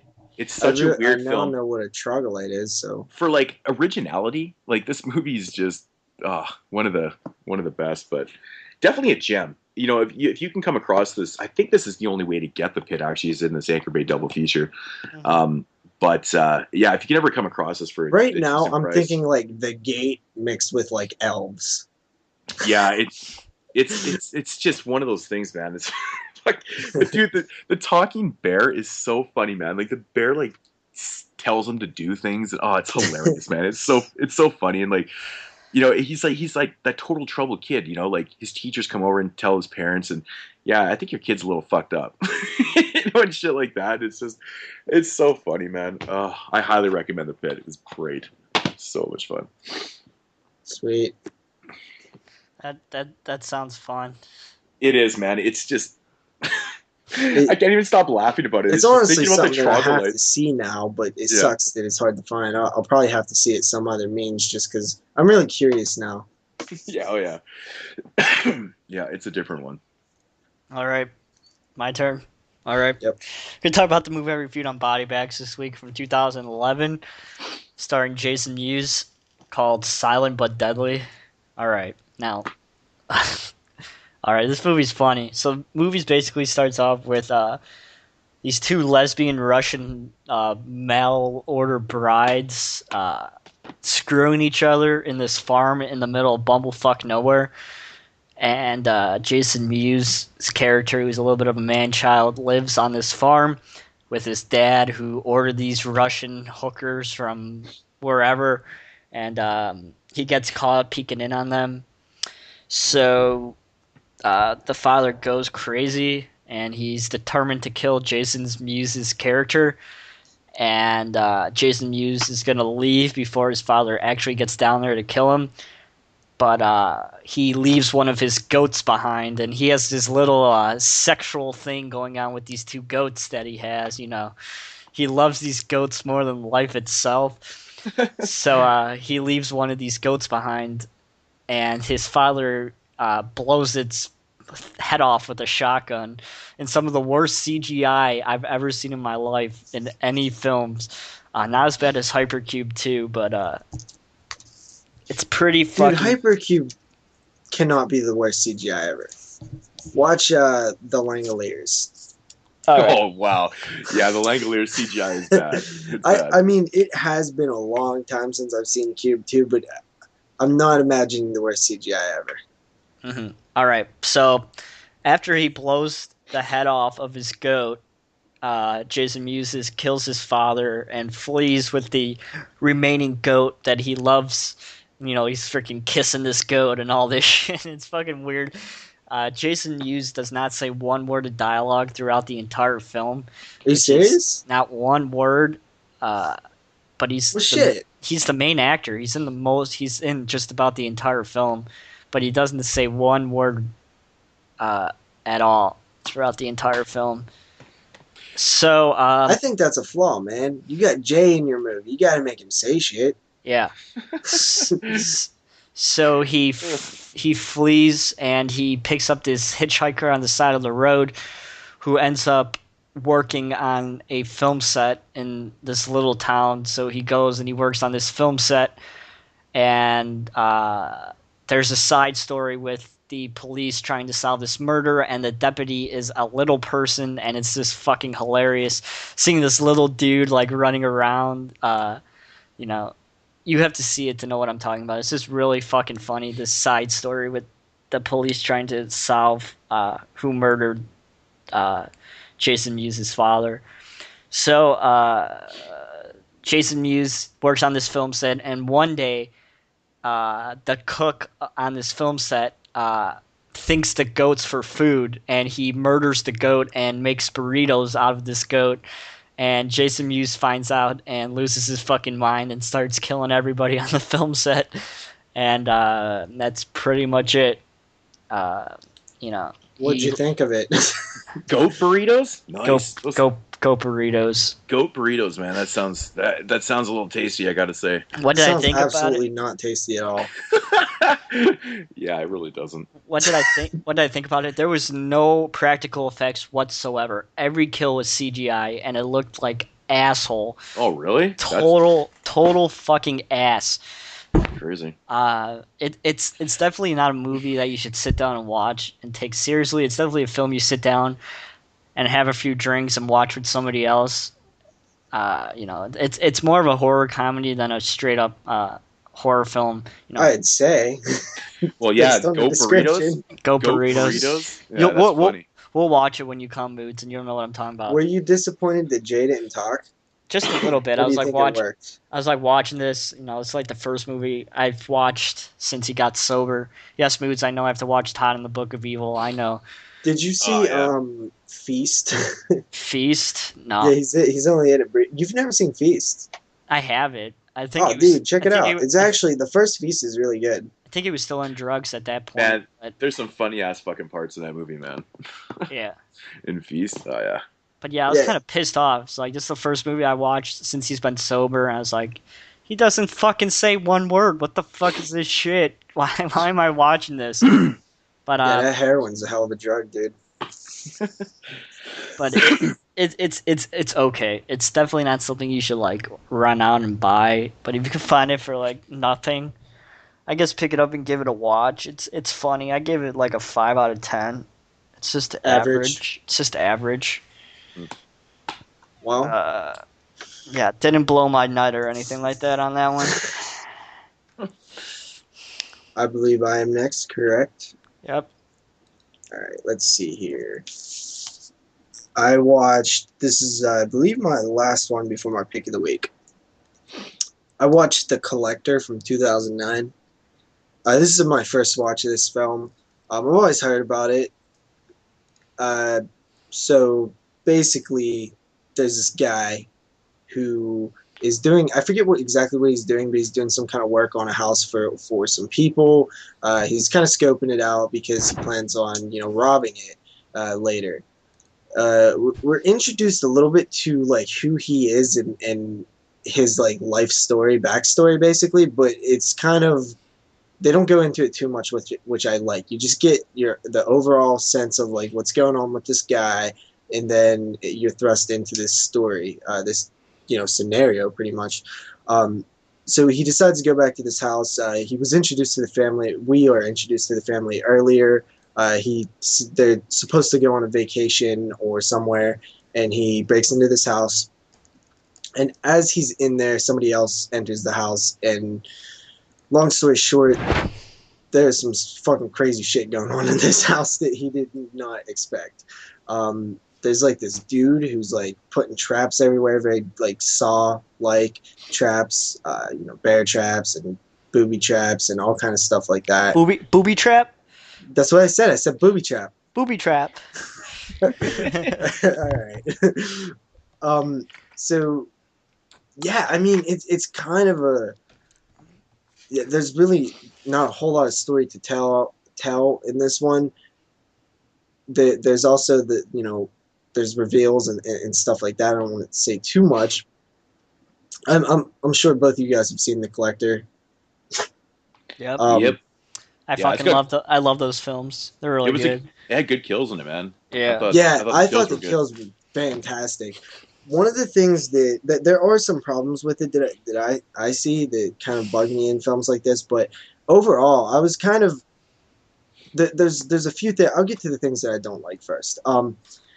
There's a few things, like the way that this house, obviously it's a big house, but it's not a mansion. So I kind of have a problem with the guy being able to sneak around like everywhere without the other guy hearing him. And it's like this huge like avoiding each other thing that I just don't think works.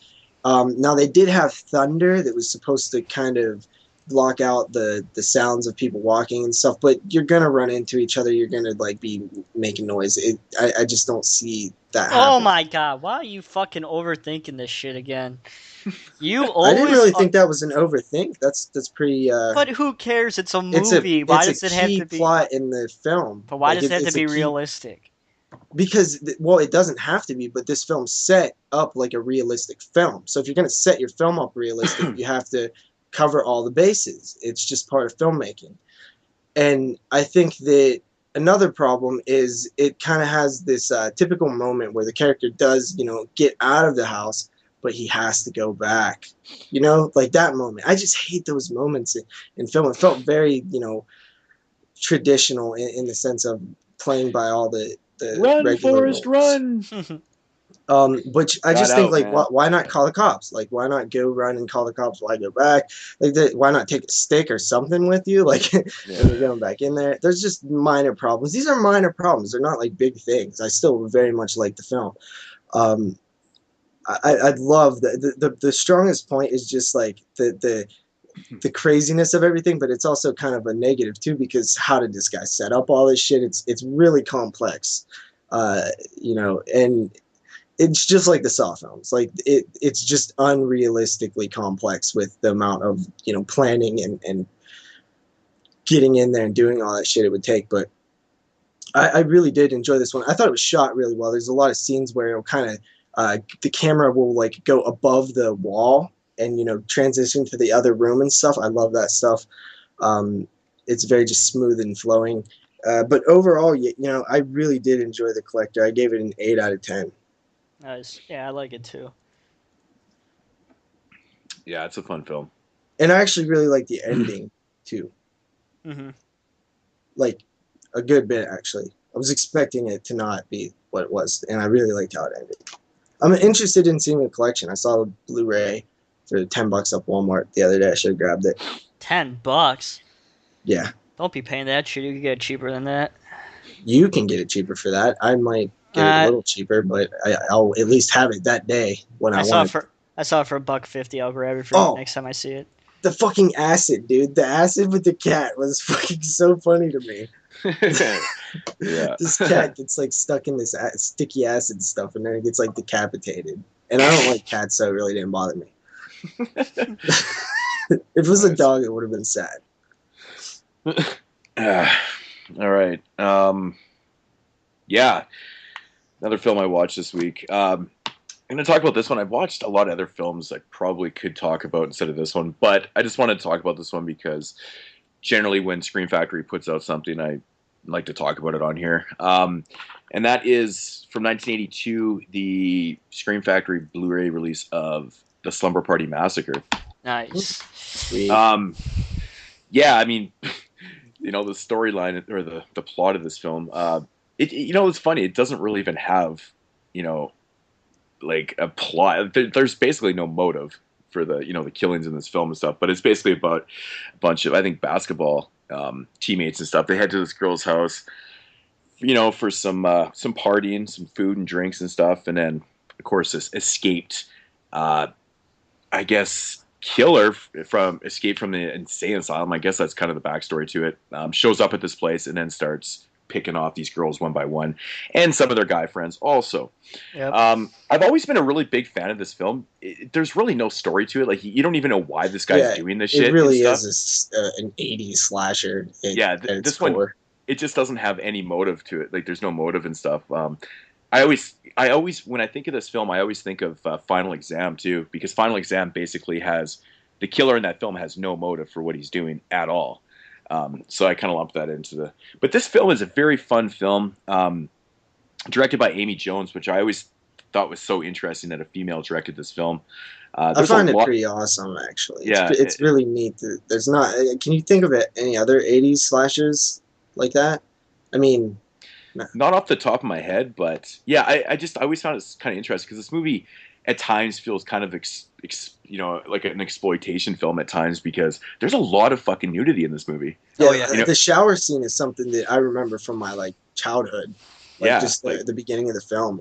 Yeah, there's a lot of 80s muffs and titties in this film. It's just crazy considering a female actually directed this film and stuff. But no, it's fun. It's a fun film. I really have always enjoyed the kind of unrealistic, device that the killer uses. His huge ass drill that he uses. Because I mean, theoretically, phallic symbol, man. Come on. I mean, theoretically, yeah, everybody talks about that. If you want to, kind of overanalyze things, here's one for you. It's always kind of bugged me in the film that he's using this massive power drill and stuff, and the batteries back in the early '80s weren't the greatest. I'm sure like after a couple kills. Now and stuff, who's overthinking the films? But honestly, think about it. Like we all know power drills. Like I mean, come on. These things are going to be fucking dying on him. He's never charging this thing. Of course he isn't charging it. Fuck. But no, it's just one kind of aspect. Maybe of the it film. takes It would have double been A's. really funny if he's walking around with a cord, with a maybe. long ass extension cord. Like he Well, just had there's actually a funny scene in the film when the what's her name, she's in her shed or whatever, and she's trying to find a tool to defend herself against this killer, and she finds that fucking power saw and she starts running out of the out of the shed or whatever, and it's plugged in. It's plugged into the wall, and she's like, "Where?" And she's running, and all of a sudden, of course, it unplugs itself, and then it dies. But that whole scene makes me laugh every time. Maybe he carries double A's funny. in his back pocket. Yeah, I know. It's just, phase, man. totally. Like this thing is it's like an industrial size power drill, man. It's it's ridiculous. Yeah. But then another you have aspect the classic cover, which is like used over and over and over again in other film posters. Yes. Yeah.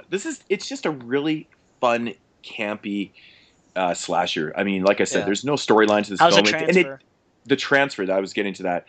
This movie looks beautiful, man. I've seen it in 35 millimeter, and it looks like total asshole. So I'm curious to see. Yeah. Well, that was your little dude, backstory. seriously. Originally, when they did the first set with the 3 films, people asked like, "Why don't you do Blu-ray?" And they're like, "Oh, you can't clean this up to do Blu-ray." Since then, they've actually found whatever other means to do this. But that's why if anybody remembers that happening, that's why there's a Blu-ray now. Yeah, exactly. The opening scenes in the film, like you can see the grain like actually on the film. Yeah. Like when you're looking at or at your TV screen, you can see that shit, but that's actually like on the film and stuff. That goes away real quick though, man. See, the print I saw was tinted red, so the whole fucking movie was tinted red. It was so annoying, but oh wow, crazy. Yeah. No, they definitely did a really good job with this throughout the film, and it doesn't have a lot of flaws. Like the transfer is beautiful. It has a little bit of film grain, but it's that bright film grain. It looks really well. It looks really good. Cool. Definitely can't say anything bad about the transfer and stuff. One thing I did notice rewatching this film again is this movie has a lot of mistakes in it. Like just very, just kind of minor things that don't really matter. Things like the scene where, the girl drills the hole through the door and there's a fucking, she's putting in that eye peephole thing. Right, she drills the hole in the thing, and the next scene it's actually in the door and stuff. But there's a lot of fucked up things in this film. Kind of nudity issues. Not nudity issues, but kind of just nudity. Oh yeah, and totally, and like placement of certain things and stuff. And next scene will be over here, and like I kept noticing things when I was watching this film. I was like, holy crap, and there's a lot of mistakes in this film. Bad filmmaking. But to be honest, it doesn't even matter. It's a silly, campy, fun film. I do recommend the Blu-ray. It looks really good. Would you like to see Part 2 put out on Blu-ray? Part 2 is such a weird one, man. Oh, Part 2 is like, I've always said it has to be one of the most bizarre slasher films. Like I've always kind of classified it as like a supernatural rockabilly. It's short too. It's like 73 minutes or something. Oh yeah. Well, this the original Slumber Party Massacre is only 77 minutes. Yeah.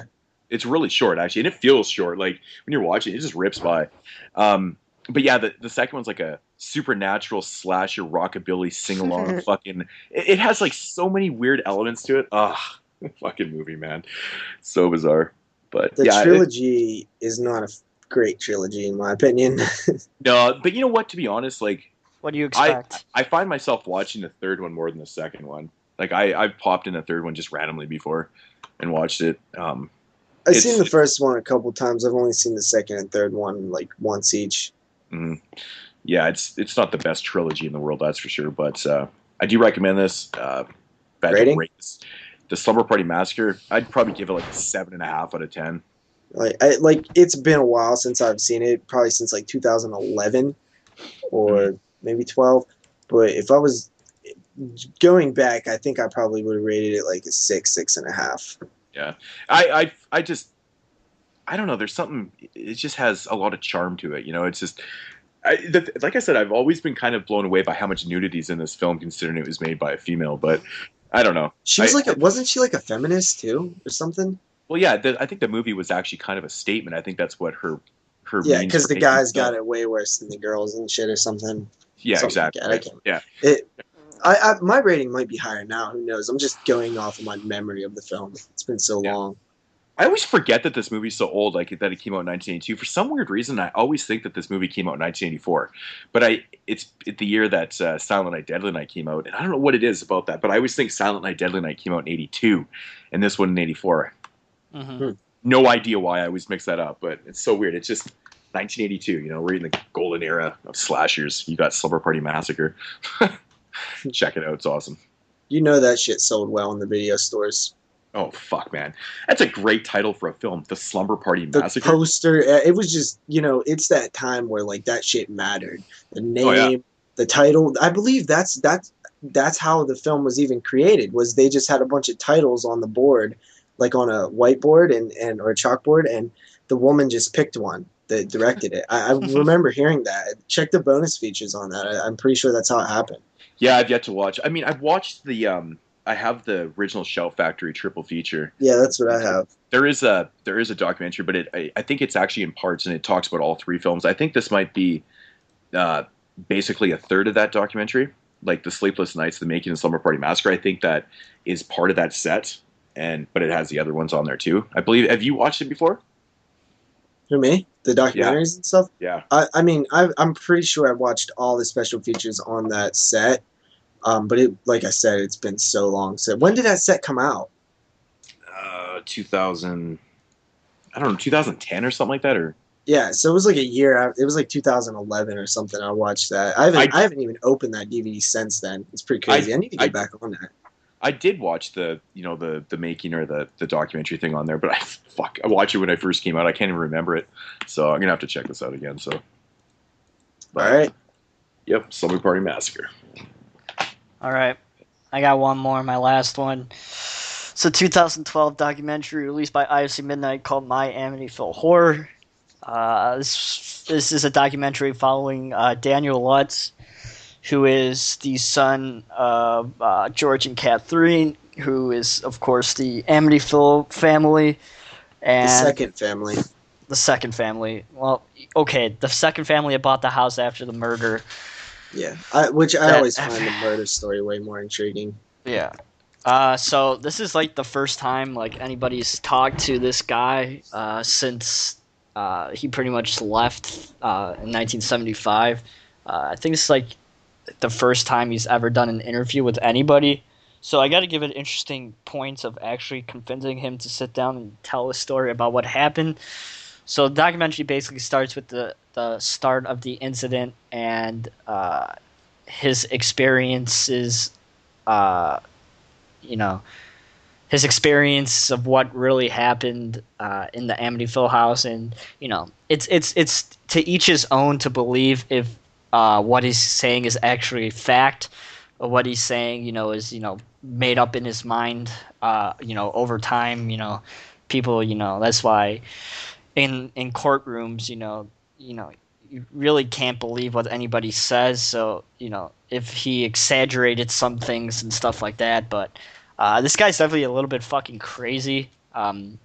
He left the family when he was like 13, and he lived in his own in the middle of the desert by himself. I heard he had a lot of problems with the father, stepfather. Yeah, he really, really, really hated his stepfather, and throughout the documentary, he was talking about how happy he was that he died and all this kind of stuff. Holy shit! Yeah, you could obviously tell that this guy absolutely hated this dude, and a lot of people say that it was him that actually caused these spirits to get pissed off, because everyone was saying he was a Satanist and all this kind of stuff. Like, he had a whole bunch of books on cults, and he pissed off the spirits that were in the Amityville house, and that's why they did what So they this did. guy believes that this all happened, right? Yeah. He believed, like he talked about the window scene and him getting his hands smashed by the windows, but they were magically, healed, which, is, this is one aspect of the story that makes me go like, that doesn't make any fucking sense.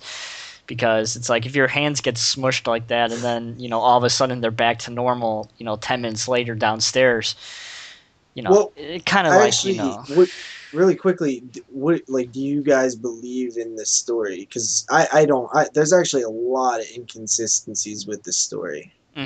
Yeah, I don't know. It's like 5 people have bought that house since uh, the Lutzes moved out of it, and it's like nobody's had problems since then. And we hear about this all the time. Go spirits, latch on to people, and I believe in that stuff. But it's like, why hasn't nobody else had any problems in that house since the incident? And like everyone's saying like the fly incident was actually not true, and it's like, how could, like, the story is upstairs in one of the rooms there was like 500 flies, and uh he went downstairs to tell his mom that there's 500 dead flies upstairs, and they went back upstairs and all the flies were gone. It's like it's like, I don't think spirits could like cause like that. I think like it was all like in his head that he was seeing these type of things, because the way his family was talking about kind of stuff, that it made him think that he was seeing things that he really wasn't, and all that kind of stuff. But I think as a kid, he was just really susceptible to the manipulation of the father, the stepfather, and I think the whole thing really is a lot to do with the stepfather. Just there's a lot of like if you actually go and do some like research about it and stuff, there's a lot of connections between the guy who wrote the book and the Lutz guy, and just a lot of inconsistencies and different stories and just wrong things all together. It's still an interesting, because there's still creepy shit that happened before that. yeah, it's an interesting fails. documentary. It's definitely better than Room 237. I know a lot of people are going to hate me for saying that, but it's definitely done very well. And there's a whole segment with Lorraine Warren in her house, like 20 minutes of them talking to her. And it's just really interesting because, she's a pretty hot figure lately with The Conjuring and all that kind of stuff. So actually like seeing her inside her house, and you see the doll from The Conjuring in the background, and like all of her like, voodoo stuff that she's collected over the days. That's pretty cool. Yeah, that's probably my favorite segment of the entire thing. Her segment in her house and seeing all the stuff that The Conjuring's based off of, and seeing that it was it's actually true. With like, from all what I this hear, stuff. this film's more about just seeing this guy and how fucked up he got over all these. He's so fucked up, years. and like from people like not leaving him alone. It's like, just leave the guy fucking alone. No wonder why he's fucking crazy, because no one wants to leave him alone. Everyone just knows him as the Amityville guy, so I could see how that could cause Yeah, that kid probably had a rough life, man. Yeah, well, that's why he left when he was 13 years old. But sounds like it's interesting. It's an I'm definitely documentary. interested to check that out. It's released by IFC Midnight, so they usually put out quality stuff. Even though I don't believe in the Amityville case and stuff, the Lutz part, I'm always fascinated in learning more about it. I'm like almost like kind of obsessed about the the documentaries and stuff. I love that stuff, man. It's so entertaining to me. Yeah, it's always, all that type of stuff is fascinating. So I definitely check this out. It's really well done. Yeah, even if you don't really actually even believe, the stories and stuff, it doesn't mean it can't be entertaining, right? Yeah, it's really well done. And what about you, Moodz? You didn't step in. Do you believe in the Amityville story?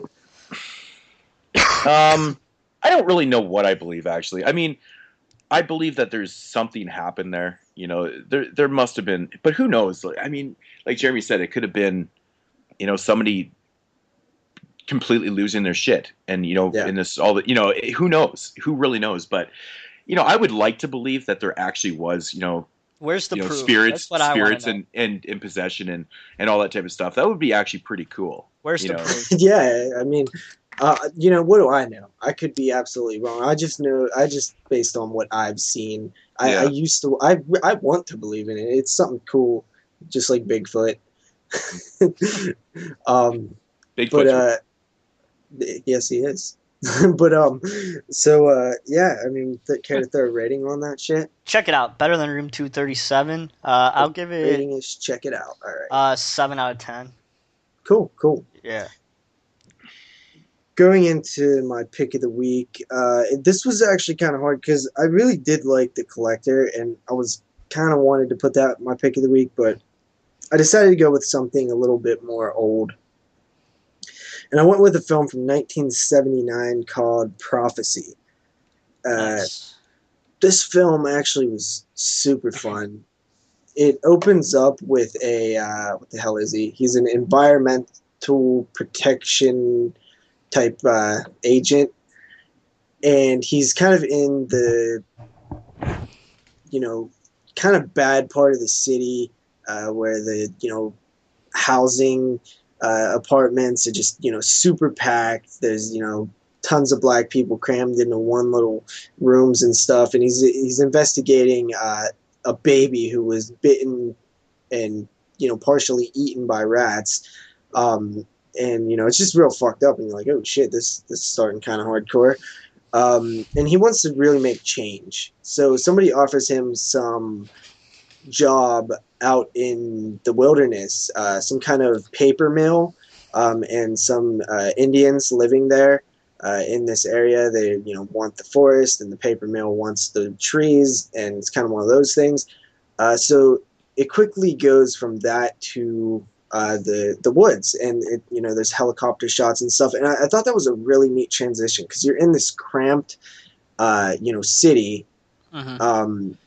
the inner city type stuff, and then you just move to this vast open wilderness. Now, are these helicopter shots like the opening Shining scene, or are they like Nowhere near as fucking awesome, but yeah, definitely cool.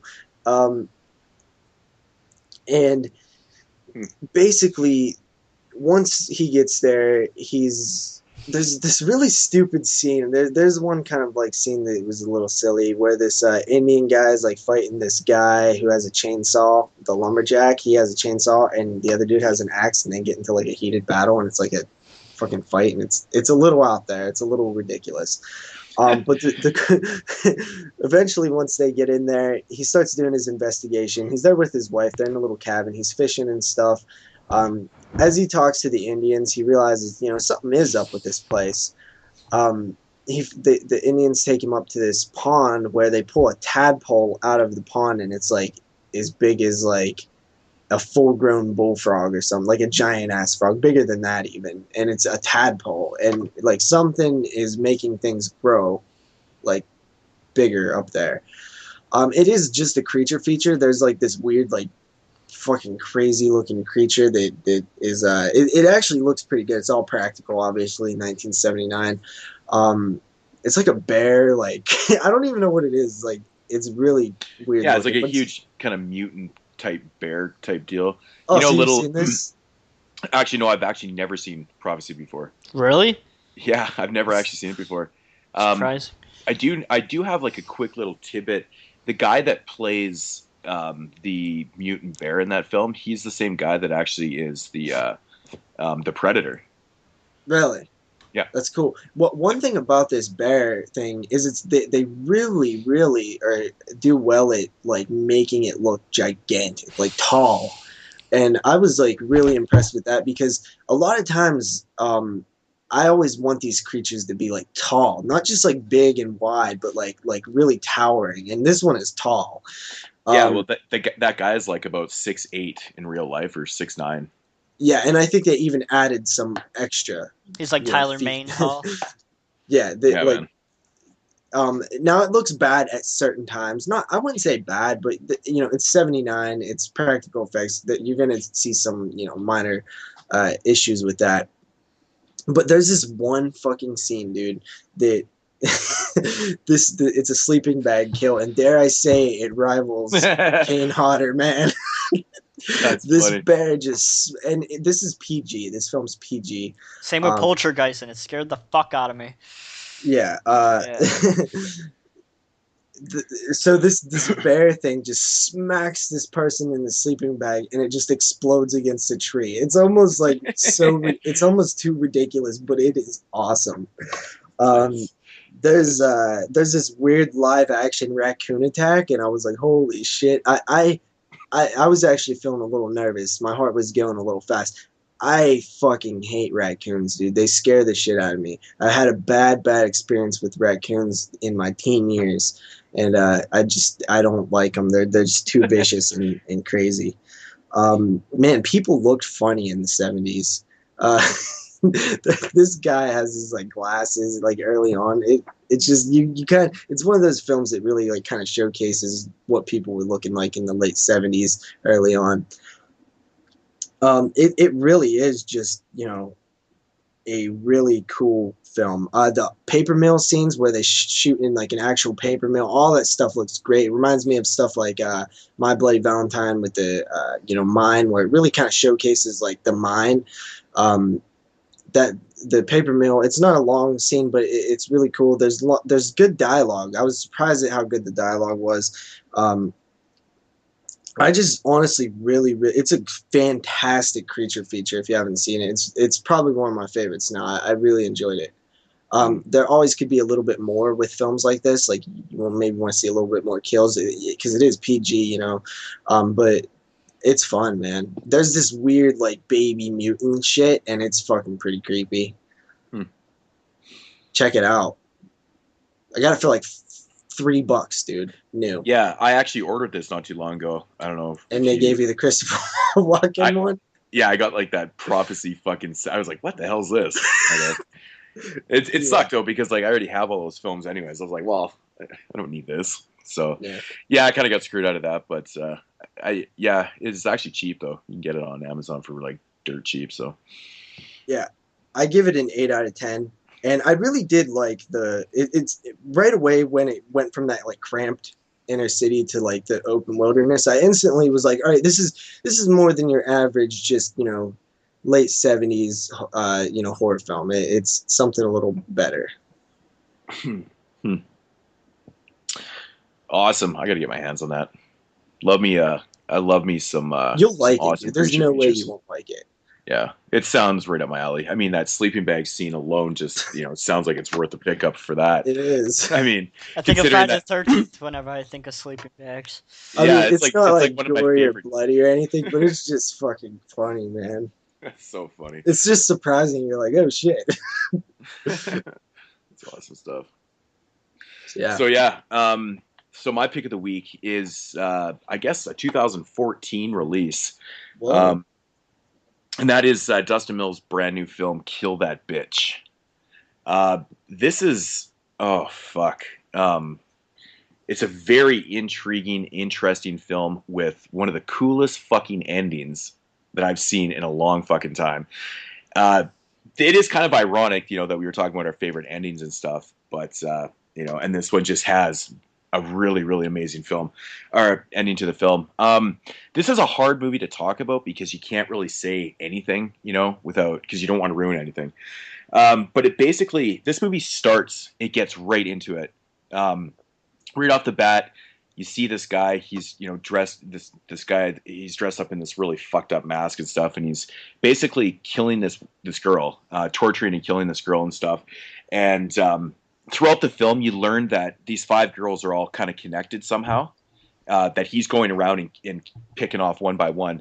So you start to learn things that, all these girls are connected, but you don't know why they're connected with each other and why he's, taking these girls out one by one, what his motive is and stuff. It's phenomenal, man. So like when he starts killing girls and torturing them stuff, he'll send like a text message from like that girl's phone to like the next girl and basically saying, this girl's dead, you're next kind of thing. And so you kind of follow, that's what's going on throughout the film. And then it just has, a crazy fucking twist ending, which I just can't say anything about. It's just fucking brilliant. This is an amazingly shot film. Dustin Mills' cinematography in this film is outstanding. I really, really like how he did every scene in this film. The lighting is fantastic in this film. The gore is fucking awesome. The girls that he used in the film, all the girls are very beautiful. There's, it's kind of funny. The girls are kind of like scantily clad a little bit, like some of the girls aren't wearing, the biggest shirts and stuff. And there's this one girl and she's fucking naked throughout the whole film. It's so bizarre.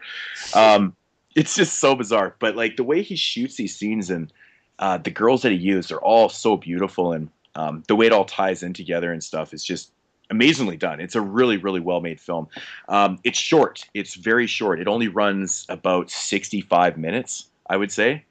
But there isn't a dull moment because it literally starts like the movie. You press play and it's just right into the film, man. And you're like, now, holy shit! It was what, 65 minutes? Yeah, it's just a huge mystery, and then the ending happens, and then even the way he shot the whole end of the film and the way he did the credits and everything, it's fucking very creative, very creative.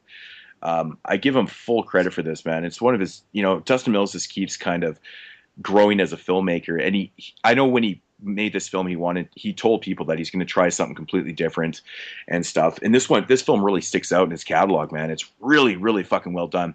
I know at first it wasn't getting good reviews because, people were kind of maybe a little confused and stuff. I have read a lot of positive reviews now. I think people are starting to understand that it was meant to be a lot different than his other films and stuff. And, but I couldn't recommend this movie enough. Like, seriously, pick this up. It's fantastic.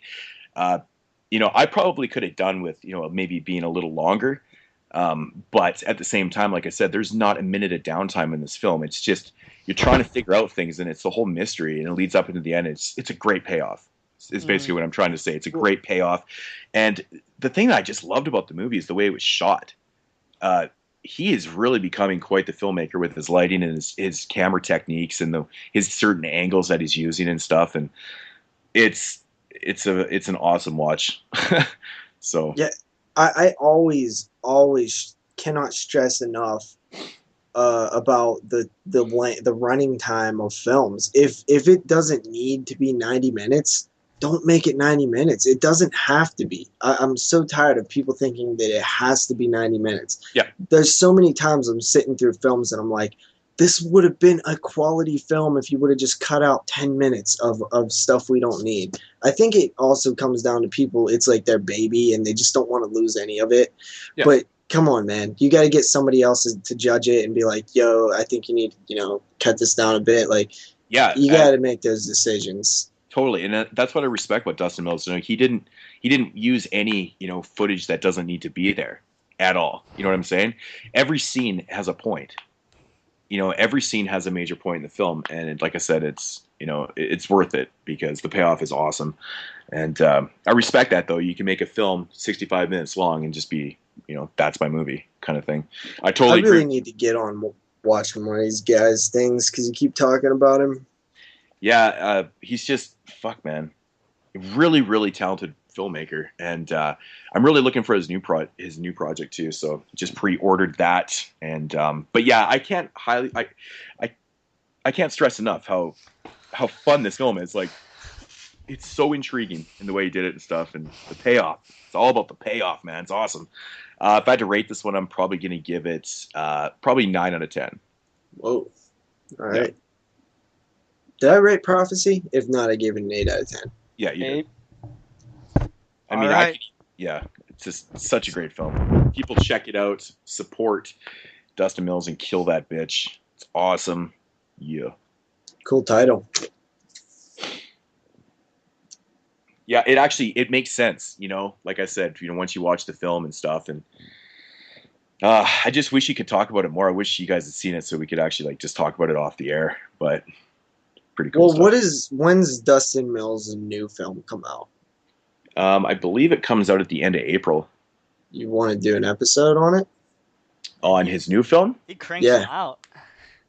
Yeah, he's a fucking busy dude, man. Like, seriously. Yeah, I honestly have been thinking that and just never said it. I was like, it just seems like this guy's always making movies.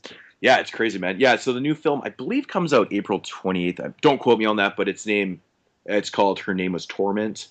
And you can actually pre-order for really cheap. I think the DVD, there's 2 different covers for the DVD. I think it's only $9.99 for the pre-orders right now. So everyone buy the titty version. Yeah, I think Buy I the think titty edition. I think it's actually sold out though. Oh Yeah. man.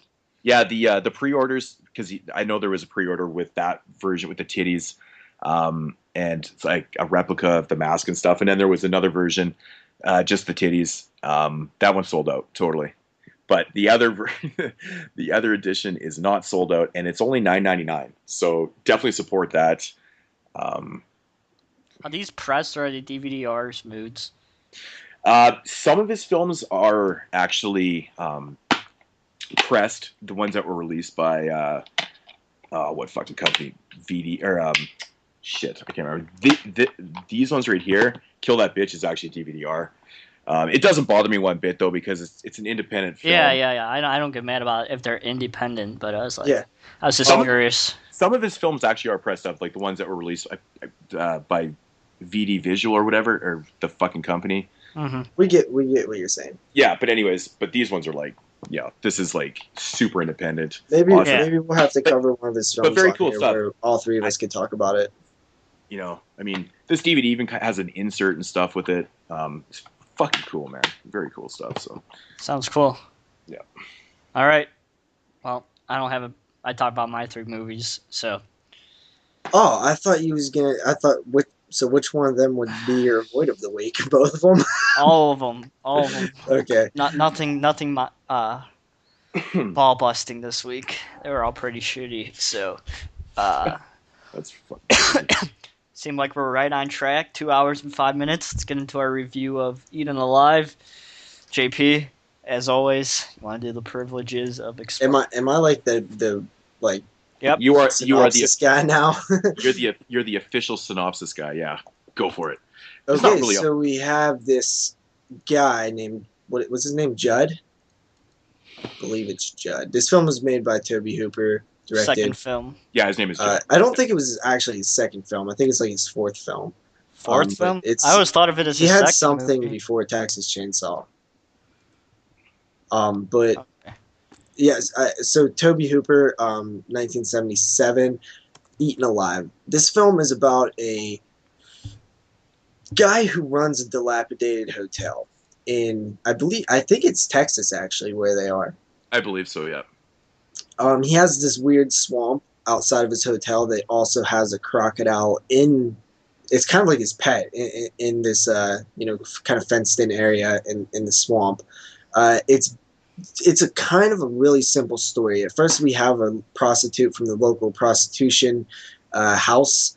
I think there's a name for those, but I can't remember. Brothel, there you go.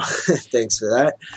Who shows up at his hotel, and right away we kind of see that this guy's like completely crazy because he just, once he finds out she's from the brothel, he murders her. And then throughout the night, we kind of just have him getting more crazy as people show up and come in and out of his little motel, I would call it. Yeah, you have like this father and daughter show up, and the father's looking for his other daughter and shit like that, and then Marilyn Burns and her husband shows up.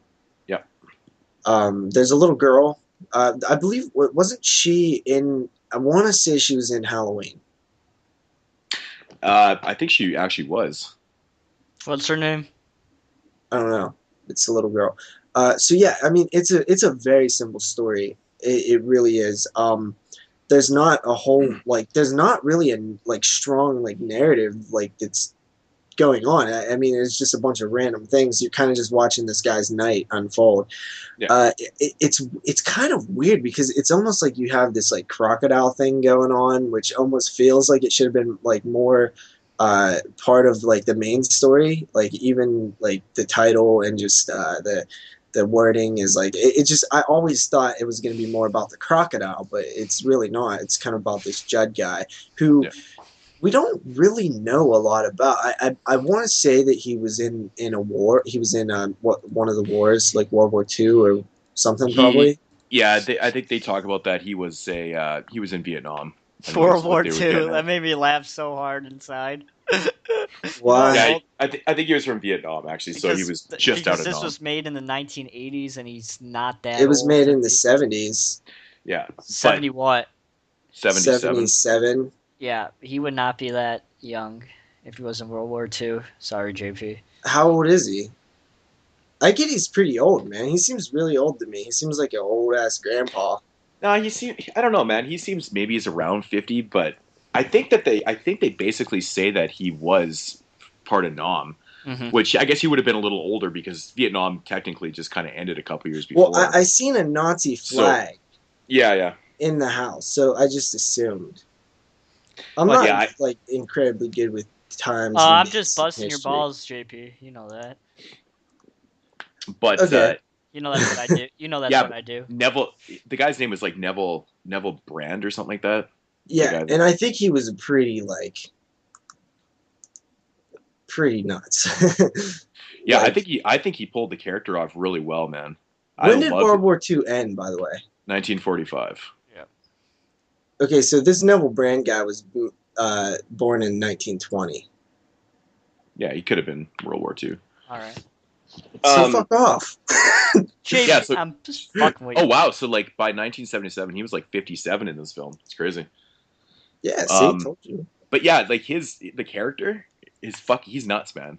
Dude, he's is nuts. just, he reminds me of like people. Like, I've had experiences with people like this who would just like say things. Like, they're just babbling on about stuff that I don't even know what the hell he's saying half the time. I know. Like, he really is just like babbling. It's kind of crazy. And it's basically, just his kind of descent into darkness, man. He just kind of starts man, the scene where he's fucking stabbing the one chick, I guess is it with the pitchfork? Like he's got the pitchfork in his hand at that It's time? like a scythe or something. Or scythe or something like that. But like the anger in his face when he cocks that thing back and he starts stabbing her in the chest, like it looks pretty real. Like it's just fucking pulling the character off really well. Like it looks vicious. That kill's vicious because he basically cuts her up like or stabs her like how many times in that scene? Like fucking 5 or 6 times. It's just image of this it's just guy a running vicious- around with the scythe is just madman. It's a complete madman. Yeah, I fucking love it, man. That scene is just terrifying because, one thing I love about this film is the atmosphere. I love the sets that they made. That's the strongest point of this film. It is. Yeah. It's all a set, I believe, isn't it? It is totally just a set. Yeah, and it has this mood that I find completely striking, and it's honestly one of the strongest like sets that I've ever even seen in a film. Yeah, it works so well. Like all shot at night, and it has like perfect lighting. Yeah, have you noticed the lighting? How well it's done in that film? And also it's just the combination of like this the sounds of the swamp, crickets and frogs, and the music that's playing in the hotel or the motel throughout the whole film. It's just this constant music. It really sets this tone for where this guy is, and you truly believe that this is like outside in some like swamp, like on a hot summer night or a cool warm summer night. Yeah, it's like literally just a fucking hotel in the middle of fuck nowhere. You know what I'm saying? And it has that kind of like hillbilly fucking music playing and shit. I love that atmosphere, man. It's just so well done. Yeah, and everything's like kind of dingy and old person looking in the house, but not like new old person looking, like 70s old person looking. Totally. Yeah. And there's not a whole lot to really talk about this film, and I had this when we brought this one up that we was going to cover it, I really didn't know what I was going to say about it because it's kind of a simple film that like the atmosphere thing is really strong to me, but the whole film to me isn't that strong. Like it's I love that the atmosphere and stuff is so strong, but that's kind of it for me besides Robert Englund, which he looks so fucking young in this film. Fucking Buck. His famous line, "My name is Buck and I like to fuck."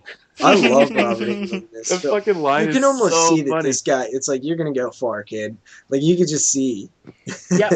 I don't know, man. I'm actually a really big fan of this film. I think that, I can't stress enough, like, how much atmosphere and, just the way the film was done.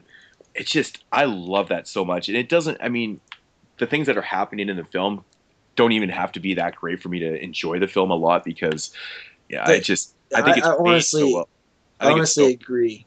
I reviewed this a while back on my channel, like when I first started YouTube, and I was down on it then, and I like it a lot more now than I did back then. But still, like I said, there's not a whole, like, you can't really go out and say it's like it's a fantastic, strong story or anything, but for what it does have, like what we talked about, the atmosphere and stuff, it really is just an experience, and I kind of recommend everybody kind of see this and just like feel it, because you really can just feel it. Yeah, and we didn't really stress on the croc and stuff, but the scene where the croc breaks through the fucking the porch railing there or whatever, it just instantly reminded me of like Jaws. Like you look at that croc and you know it's not real. You know what I'm saying? Yeah. Yeah, There's like it a just has few that times feeling. when it looks really bad, but Yeah, you're just like it so looks loud. good at times too, though, It man. It does, really does. Well, it's that scene because I think that's the scene where the croc grabs somebody, right? And Yeah. it's descending back into the water, and it's just like you can totally tell that's just all mechanical. It just kind of makes me laugh, but Reminds me of Ed Wood. yeah, This guy It's not as reminds me. bad, but it's funny. This guy is honestly, I think I remember from watching the behind the scenes stuff that this guy is like actually like a dickhead. Like like he was an alcoholic, really hard to work with and stuff. The guy who plays Judd, and it kind of shines through, I think. Did you notice the part where the crocodile eats the poodle or the dog, and which is just ridiculous. And he's like just instantly like all like worked up about it, but he's not like apologizing or anything. He's just kind of like defending the crocodile. It's just like he don't know nothing. It's his natural nature and stuff. I heard they live forever or something. They were here before dying. He's just babbling on about shit that don't even matter, and it's just awesome. But I think that's just all part of the character, though, too. I think it's no, pulled it off is. really well. That's what I'm saying. It's really well done. Crazy. Like I don't think it's like I think that guy's actually crazy. So basically, what you're saying is that the dialogue that he was spitting in the film probably wasn't even written. Like that's what I'm saying. Like it's either just very seems well so performed, natural, or just like it's he's crazy as shit. Yeah, I totally understand where you're coming from because sometimes that dialogue just can't be written. It's that was just kind of ad-libbed right on the spot. And you're just like, oh yeah, those fucking crocodiles have been around for millions of years, and it's in their nature, and blah blah blah. And like, and he'll just start saying like, something like you gotta get it, and I'm gonna get it, and you get it good, you get it, or something. I'm like, what? What did you just say? Because I watch with subtitles, so like I'm actually seeing these words spelled out to me, and I'm like, what the fuck is this guy talking about? Man, one scene I thought was interesting when the father and daughter show up at the place, and they get their rooms. Maybe a little bit due to the fact that they're not staying in the same room, maybe a room with 2 double beds or something like that. But he gives them rooms like 7 and 3 or something like that. I'm like, what? So like one of them is like all the way down there, and the other one's like all the way over here. And I'm like, he didn't have 2 rooms next to each other. He couldn't have like 7 and 8 or something like that. I'm like, what? It always made me kind of laugh. It really is like an exploitation-y like film, like with the nudity and stuff. I mean, even Toby Hooper even said he was like, he came to the realization when he was filming the film, he was like, I'm making a grindhouse film, really. Yeah, and stuff, it really does feel like one, and I think that's a positive because it does. Yeah, totally, man. It's because it's so fucking dark. Yeah, it's dark, and even the film, even the Dark Sky edition, it has all those flaws in the film, which I like, man. Yeah, I like that too. Watching it's it definitely late at night is just really cool, man. I really like this one as just like it's the story is not there. We got like that's just true.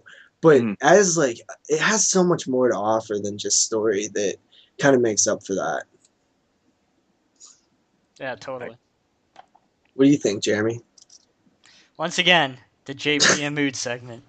I just sit back, listen to you guys shit the breeze. Well, what are your thoughts? What are your thoughts on it? I love the atmosphere. I think it's fantastic. I love motel movies too. Things that take place in like old motels, like that, and theme parks and abandoned mental hospitals. I just love, and this one definitely lived up to the hype of the set. It's cool that it's a set. It wasn't a real location. It was a set. The whole thing was a set. And everyone's Moodz is laughing about the crocodile. You got to think about the budget that they had. They totally had to do that, or put somebody in a suit, and it would look even more funny. I think there was a guy in a suit. He was. Yeah. I think their hands, went up in there. Yeah. It's funny because like there's certain elements of like Motel Hell that totally remind me of this film. That they possibly kind of borrowed. Maybe it's that atmosphere, that hotel kind of scene, but I think it's the nighttime scenes. It's just and like Motel the Hell creakiness of the floors and stuff, man. Yeah, they're very kind of similar in that aspect, and but yeah, you can't deny though the way this movie looks. Did you watch that Arrow release yet, Moodz?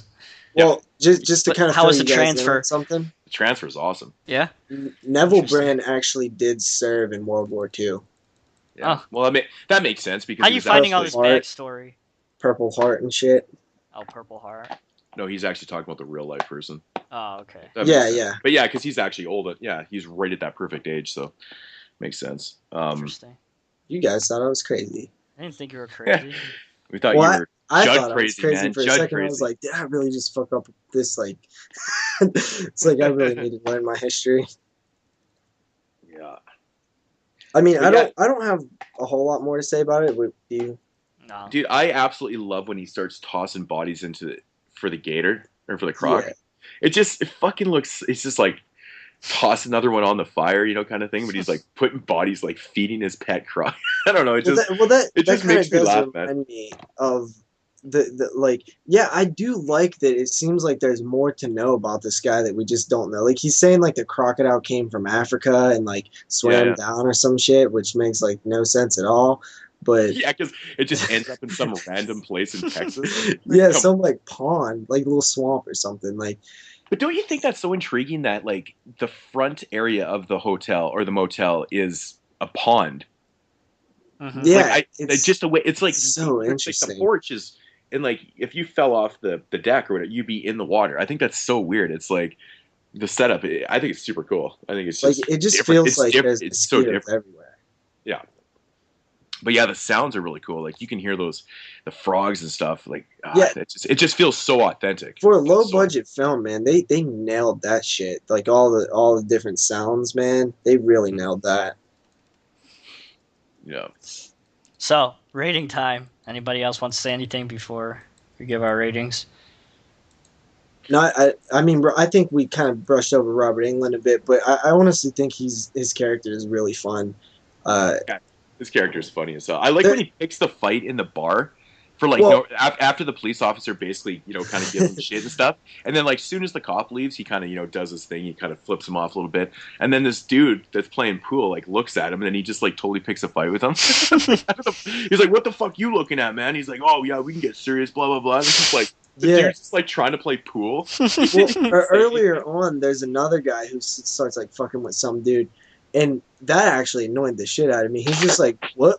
Like, just met, like, and I'm like, dude, the moment you pull me up out of my seat, you're getting punched right in the mouth. Because he stuck his chin out, too. And I was like, oh my God, that guy would have been dead. Fucking dickhead. He was a dick. That's funny.